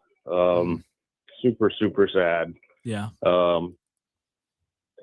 I've been watching his videos ever since he got with Cletus McFarland and got him into an ARCA car. And just watching all the videos with him and doing all that rescue work up in North Carolina last year. Yeah. Tons of videos.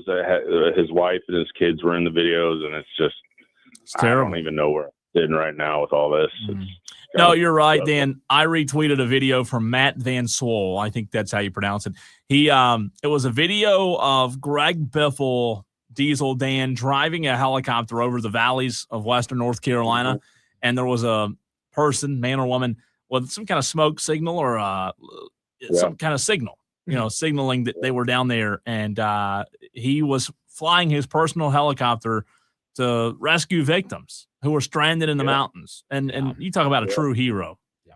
That's him and I don't know how many exactly, but there were probably 20 or 30 guys that brought in their helicopters. What's your name? Just spend days upon days doing rescue, just taking stuff in, pulling people out. And there were luckily there were no air fatalities with that because, of all the uncontrolled airspace, but all the pilots, they made it work. Yeah, I was watching those videos, man. You talked about it. I didn't, I'll be honest with you, the one I'm watching now that I retweeted, I didn't see those, Dan, until today. I never saw those. So I'm glad that those were repurposing. You know what I mean? Mm-hmm. Oh, yeah. Sad day. That's a good call, Dan. Appreciate it. Thanks, Dan. Here we go with Tom in Somerville, who's taken over. Told us you can do the same. Call in now, 844-FAN phone. Tom. Hey, guys. I'm just calling. So, do we only have one more upset pick the rest of the year? This is it this week. We still got post-Christmas. This is post-Christmas.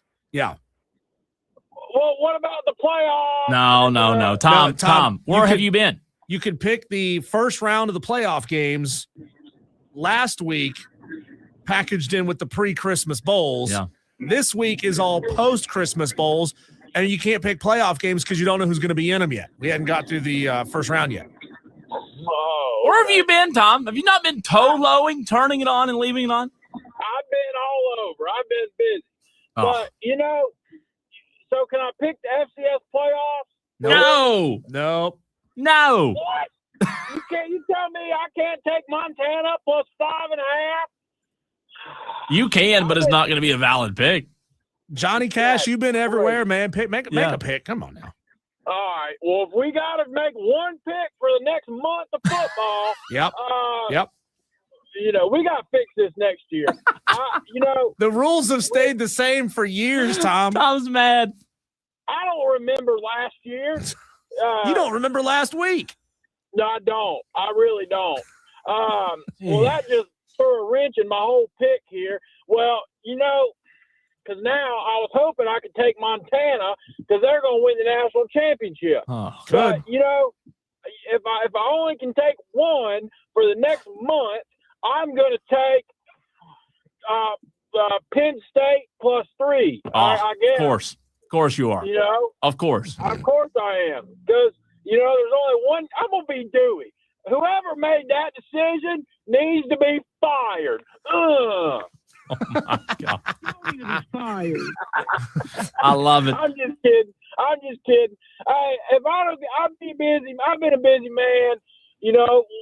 I'm like Diesel on Christmas Day, Christmas Eve, the day after Christmas. Don't ask me to do nothing. Don't call me.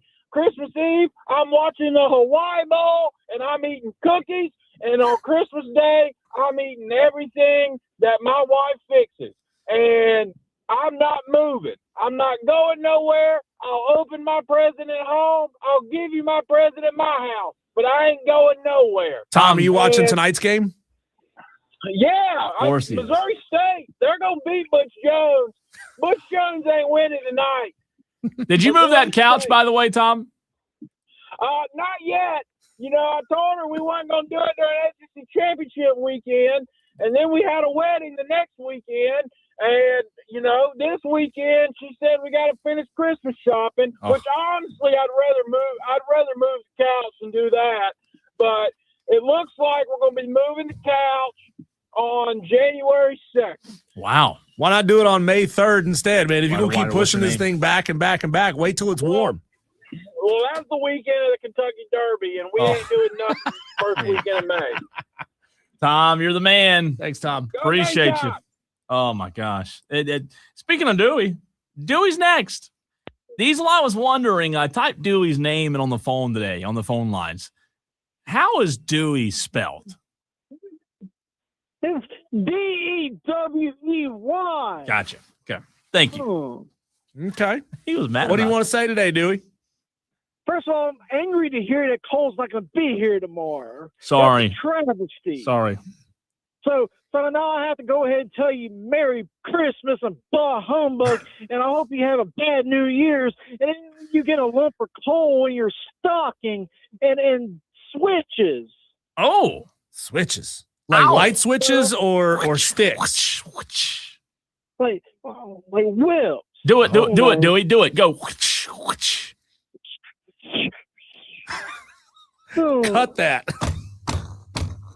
But now I had to figure out my upset picks again because I guess next week Diesel's gonna be on vacation too, and we ain't gonna have nothing to do next week. So, I don't know what about anyone else. Dewey, Diesel will be here next Monday and Tuesday. I won't be. And then I will be here Monday and Tuesday and Wednesday, the 29th, 30th, and 31st. Diesel won't be. And then we will both be back on the 5th together. I might be able to handle that. Yeah. But anyways, I was thinking about my upset picks, and I have to go big again because it's over with. There's no more upset picks because y'all won't do basketball. So I want to go with. Let me see if I can find it. I want to go with Live radio, Dewey. I want to go with Nebraska over Utah. Wow. It's 16 and a half right Yeah, now, Cole. That's the way. Then it's my other pick. I forgot what I picked last week. So if that hits and this hits, I should get first place and win. Hey, Dewey, would it make you feel better about being without us on the radio for about 10 days if I gave you Cole's personal cell phone number? Maybe, but then I'll have to call Cole up and go, wake up. That'd be a great wake-up call, wouldn't it? Thanks, Dewey. 6 a.m. I would. Any one of those days you just don't want to wake up, Just stay asleep. I think we've got time for one more. Madcraft on the Tolo Takeover. What's up, Madcraft? Dude, what in the world? I don't know. This whole show today has been filled with clips, man. But hey, I got a question for you. Or an answer to your question that you gave. Listen, here's my only problem with the holidays and Christmas. Yeah. It's the weather. And here's my take on this. All right, biblical scholars, most are pretty much in agreement here. Everybody agrees that Jesus actually could have been born anywhere from late spring April, to early fall. Yeah. Yeah. So here's my deal. Christmas should be in June, and we should all be going to the beach with our Christmas lights and our Christmas trees and our presents. Wow. And we should all be doing that. Nothing says Christmas like board shorts, and sand in your crack. Yeah, dude. Yeah, right. And flies and gnats and snake. Yeah. I mean, if you want that sounds biblical, actually. Well, yeah, go to Hawaii or go to Myrtle Beach or something. I don't know what to tell you. Remember that? Do y'all remember that old Christmas commercial? It's a beer commercial. Corona. But it's got that one little island and this little shack with some Christmas lights, and it's out in the middle of like the ocean. Yeah, it's a Corona commercial. They've been running it for like 20 years. Yeah, there you go. Christmas in June. Well, I will tell you, Madcraft, the only part of that I agree with is the daylight savings. I hate it getting dark early. So I'm with you there. Yeah. Hey, Madcraft, have you given us your upset pick yet? Yes, I have, but I couldn't tell you what it is. No, I do that. I do that. Let's see. You sent it in yesterday, didn't you? Yes. You took SMU +3 over Arizona. Yeah, there we go. Yep. All right. Silly gooses. Anything else, Mad? No, that's it. I appreciate it, guys. All right. That was a short Madcraft call, by the way. I know. I think we've got time for Rick and Greer. Hadn't heard from Rick and Greer This could lately. be 30 seconds. It could be 30 minutes. You never know. Never know. Rick, what's up? Okay, I know what I hate about Christmas. Okay. From Thanksgiving on till January 1st, I have to listen to stupid Christmas music. And I'm sick of hearing Grandma got run over, Santa baby. I'm sick of that crap. Put every other song Christmas, but not every song. I'm sick of it. Why don't you like Grandma? Well, she's got run over every dang Christmas, so I'm sick of her getting run over. It's a resilient old bird, How many grandmas can you have? And Santa baby, it's probably some big fat woman. Santa baby. Oh, I'm sick of it. Please put some good music. Oh God, that's incredible. Rick, when you're done with this show, turn on 93.3 The Planet. It's all rock and roll. Rick? Yeah, I mean, that would be better. And by the way, we will take Tua in a heartbeat over the midget. Okay? Thank you. Goodbye. Thanks, Rick. Thanks, Rick. He's so mad right now. That's the question. What's your least favorite thing about the holidays? Eric in Boiling Springs gets his upset picking. Texter says, I hate, all caps, hate gift giving. Thank you, Cole. My in-laws are so materialistic, and I just think adults should not give other adults gifts. They can buy their own crap. I'm with you. I don't like the gift giving part of Christmas. That's my hot take for you. I'm sorry. I really just don't love it. And if you just want to be lazy and get somebody a generic gift card, you got to pay a service fee on it. It's like $6. I got to pay $6 extra just to give you money that you can use anywhere. That's true. Diesel, it's prediction time. It is prediction time. Today's my last day on the radio until the, 29th. So you and I have to make our official score predictions. College football playoff this weekend. We'll do it next.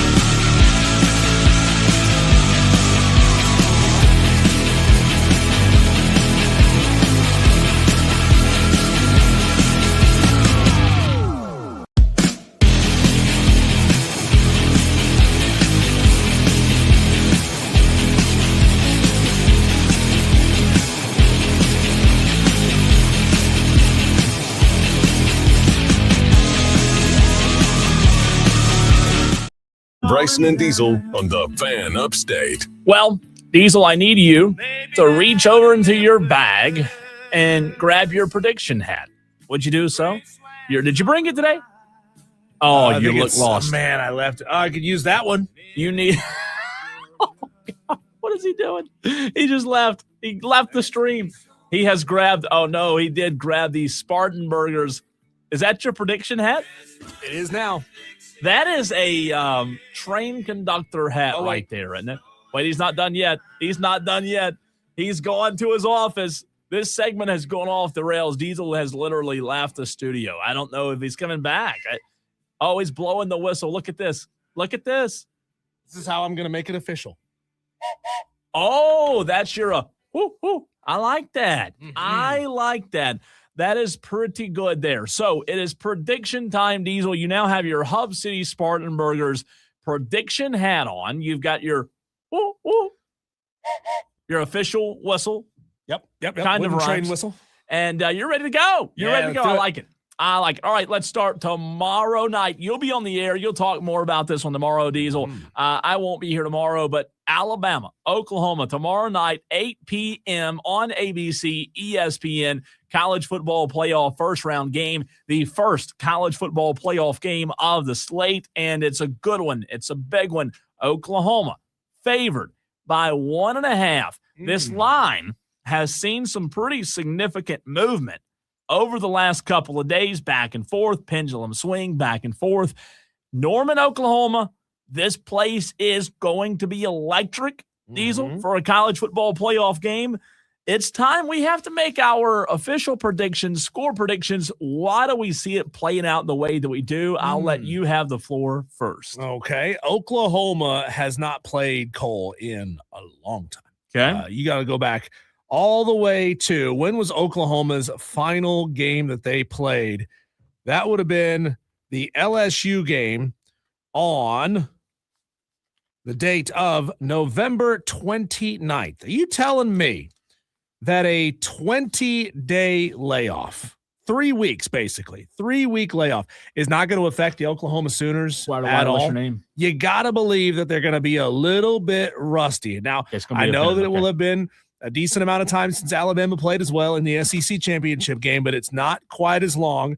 They've got this feeling of being disrespected. They know if they lose this game and close the season on 2 straight losses, then people are going to be coming after them in every way, shape, or form. I think Alabama, I'm not going to say rolls. Whoa, the Tide. I think the Tide wash over those Oklahoma Sooners. And I'm going to say they beat Oklahoma on the road by like 9 points. Whoa. I'm going to say a 9-point Bama win on the road. Diesel, I'm surprised. There's your official whistle, by the way. I'm a little surprised to hear you say that. Really? 9 points. Alabama, you're going with they're not going to lose 2 games to the same team theory, right? Correct. A little bit. Yep. I understand that. I went back and forth all week on this one. And I think this could be a good game. But I believe, Diesel, Brent Venables is a different animal. Brent Venables is a different monster. And I think you and I and the Tolos will be watching the tide roll. I think we'll be watching the Tide roll away not once, but twice to Oklahoma. Give me Brent Venables. Oklahoma, their defense against the run's been incredible. I know Alabama was a little turnover happy the last time they played, Diesel, and we talked about their inability to run the football in the SEC championship game. It was not good. I think Brent Venables will have a masterclass defensive preparation game plan in place, ready to go, ready to limit what they do on the ground. And I think Ty Simpson will once again have a tough day at the office. I'm going Oklahoma 28, Alabama 21, a very generic score. Okay. But not a generic football game. I think it's a good game. I think it's close. But the Sooners will win by a touchdown. You and I differing. Yeah. I like that. Do you need me to pick an actual score? because I said Bama by 9. Yeah, go ahead. Why not? I'm going to say, okay. I'm going to say Bama 31. Ooh. Oklahoma 22. You know what? No, you meant Alabama 31, right? Yeah. Okay, Bama 31, Oklahoma 22. Gotcha. I'm sorry. I don't know how you achieve 22 points. I don't know what has to happen to get there. You got to score one more than 21. Go for 2. Yeah. Right? Go for 2 on a touchdown.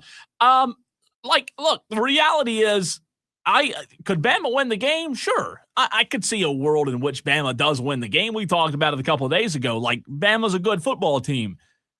I just believe that Brent Venables is a really good defensive coach, a really good defensive-minded coach, and Ty Simpson has not played his best football as of late, and that worries me a little bit. It does. Let us know, 844-326-3663 on the Hub City Spartanburgers text line.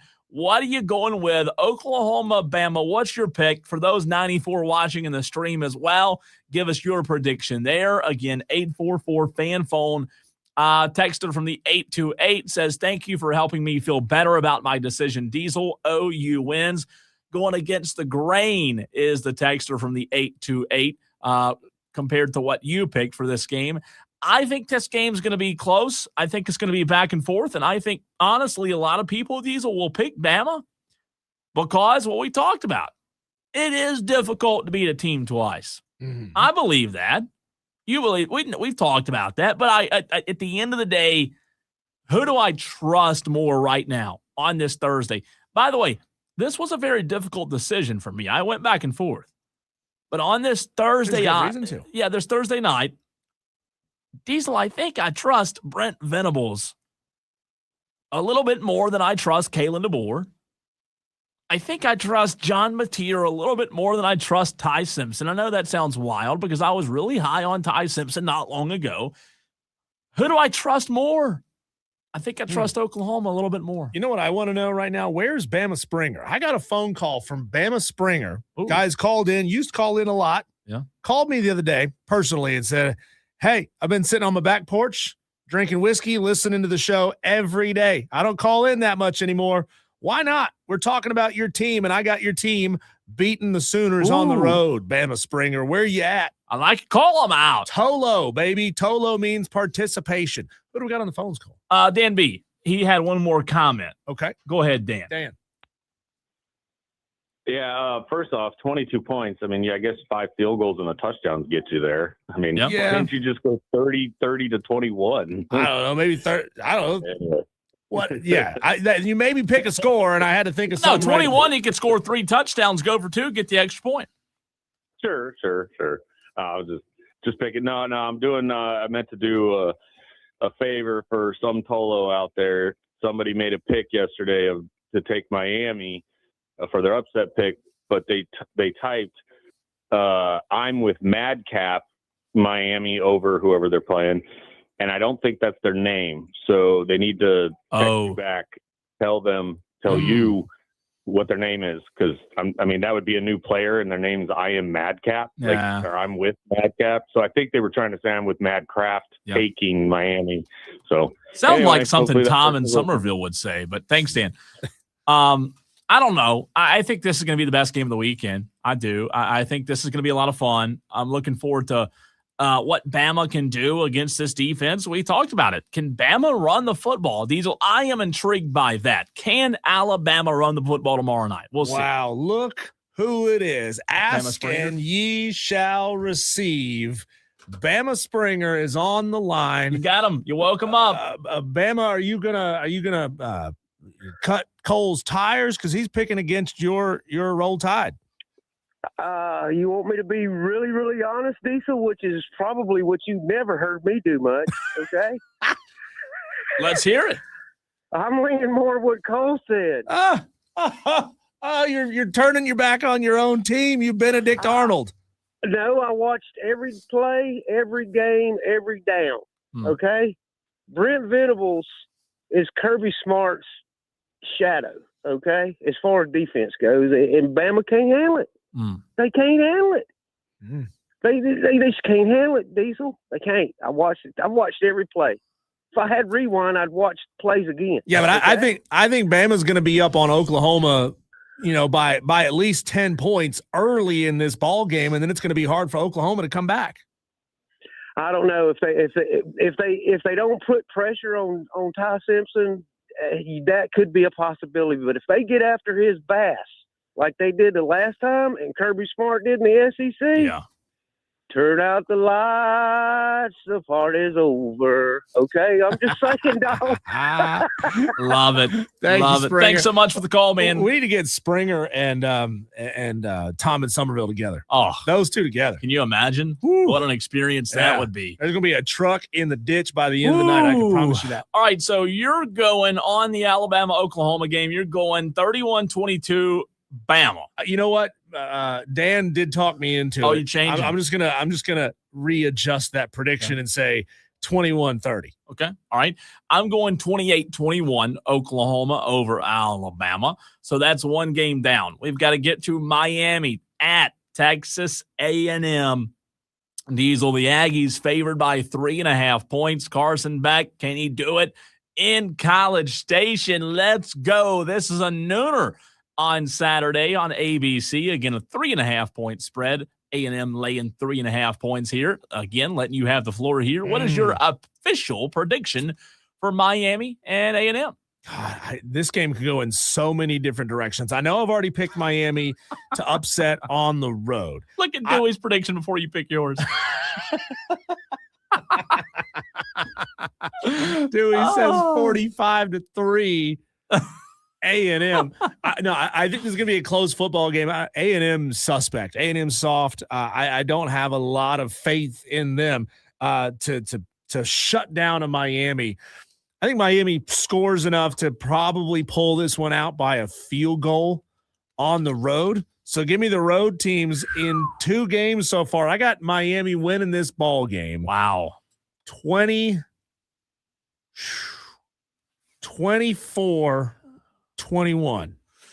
You know what? This one's tricky, man. Which quarterback do you trust more, Carson Beck or Marcel Reed? I'm with you. I think it could be. I think it could be close. The only thing I would say, has Marcel Reed, Diesel, and A&M been a little fickle lately? Sure, they have. But I do like the quality of competition that Marcel Reed's played against. I like what they've seen. I think they've been pretty battle-tested. Texas A&M's had one of the best seasons in program history, right? A lot of their wins, though, have come against the middle or the bottom of the SEC. I think Miami will still be one of the more talented squads that they've seen this year. And I think the line of scrimmage is where it's going to come down to. Miami's defensive line is legit. Their defensive line is legit. I like what they can do up front. Carson Beck, while he hadn't seen the same quality of competition, I still think he's a very seasoned quarterback. I'm going to agree with you and say Miami wins, Diesel. Originally this week, I was leaning A&M. I'm going to flip. Give me Miami to win 21-17. 21-17, low scoring, not a lot of offense. 21-17 is my score there. I think Miami pulls it out. And I could be wrong. A&M might win, but I like Miami. I like the line of scrimmage, defensive line. So that is my official prediction. I like it. 2 more. Tulane, Ole Miss, 3:30. It's the college football playoff round 1, game 3 on Saturday. 17.5 point favorite. That's Ole Miss laying 17.5, by the way. Who do you like in this one? I like Ole Miss in this one, and I don't say that as an indictment on the Tulane Green Wave. I like this team a lot. I think they're pretty good. I think it's going to be closer than it was the first time around. What was it, like 45-17, I think was the final score the first time around. I think Tulane keeps it closer. I think Tulane is going to – I think Ole Miss is going to be a little bit diminished without Lane Kiffin on the sidelines and all the stuff they've had to deal with ever since. I'm going to go Ole Miss 35, Tulane 27. Oh, that's pretty close. I like I didn't 35. even look at yours. I know. I like 35 as well. I like Ole Miss 35, Tulane 14. So, yeah, a little bit of Okay. I don't want to say a blowout, but never close, not embarrassing. I like the fact that John Summerall's sticking around long enough to go one more ride with his team. And they've been in this environment already this year. They're not going to be intimidated by it this time around. Okay. I think all the pressure is on Ole Miss in this game. All the pressure is on Ole Miss. We'll see. Tulane maybe play a little free. There it is. It's not official till you blow the whistle. All right, one more. Then we got to run off to a break.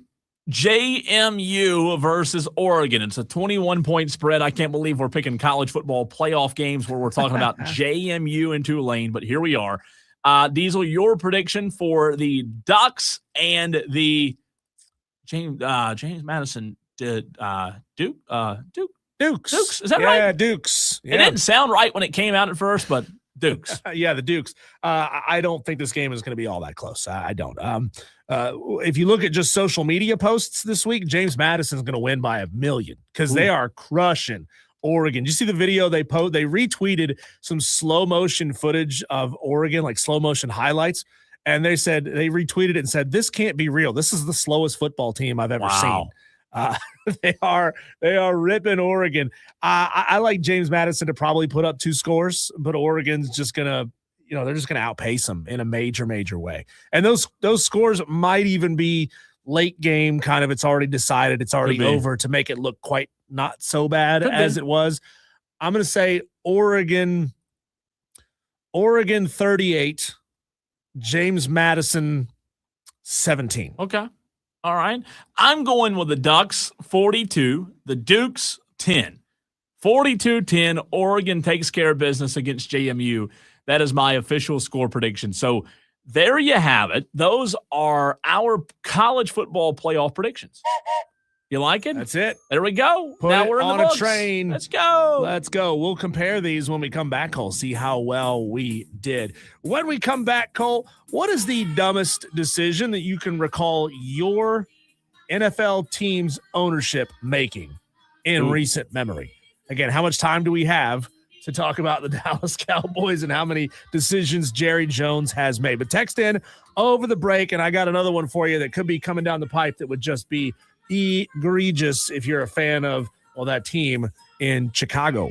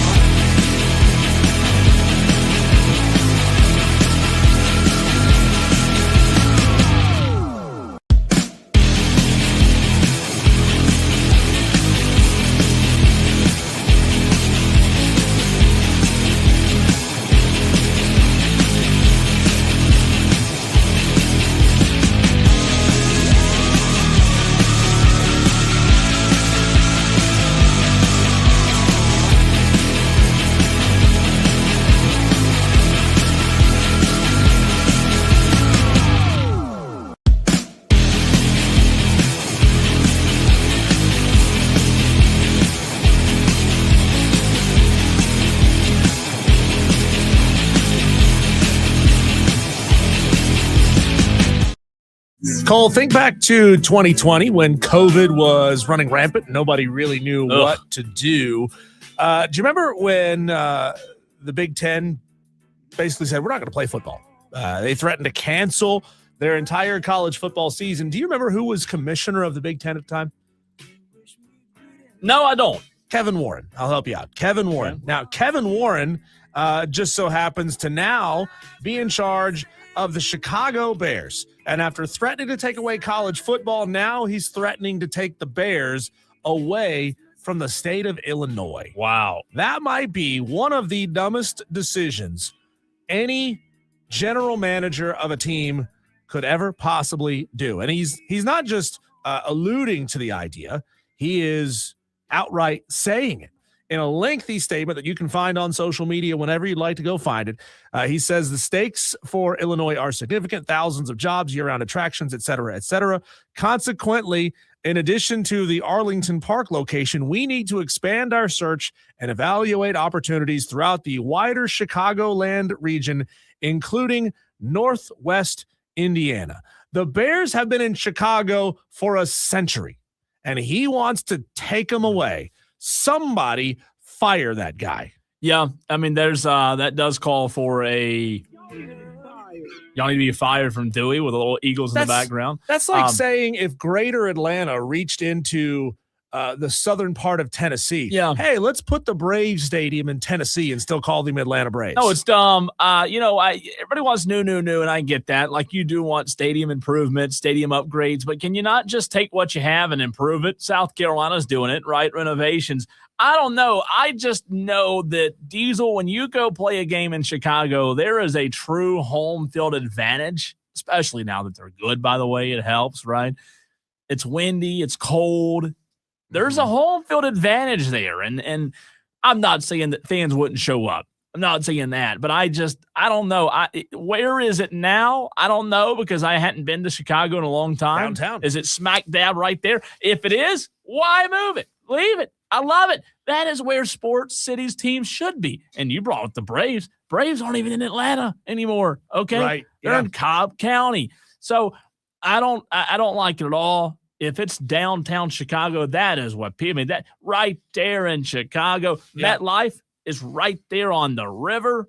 Don't take it away. What are they doing here? Soldier Field sits right up on the water there in Lake Michigan. Can't beat it. Obviously, if you can picture the city of Chicago, it's a skinny city that butts up against the Great Lake on its east side, and it's stretching far north.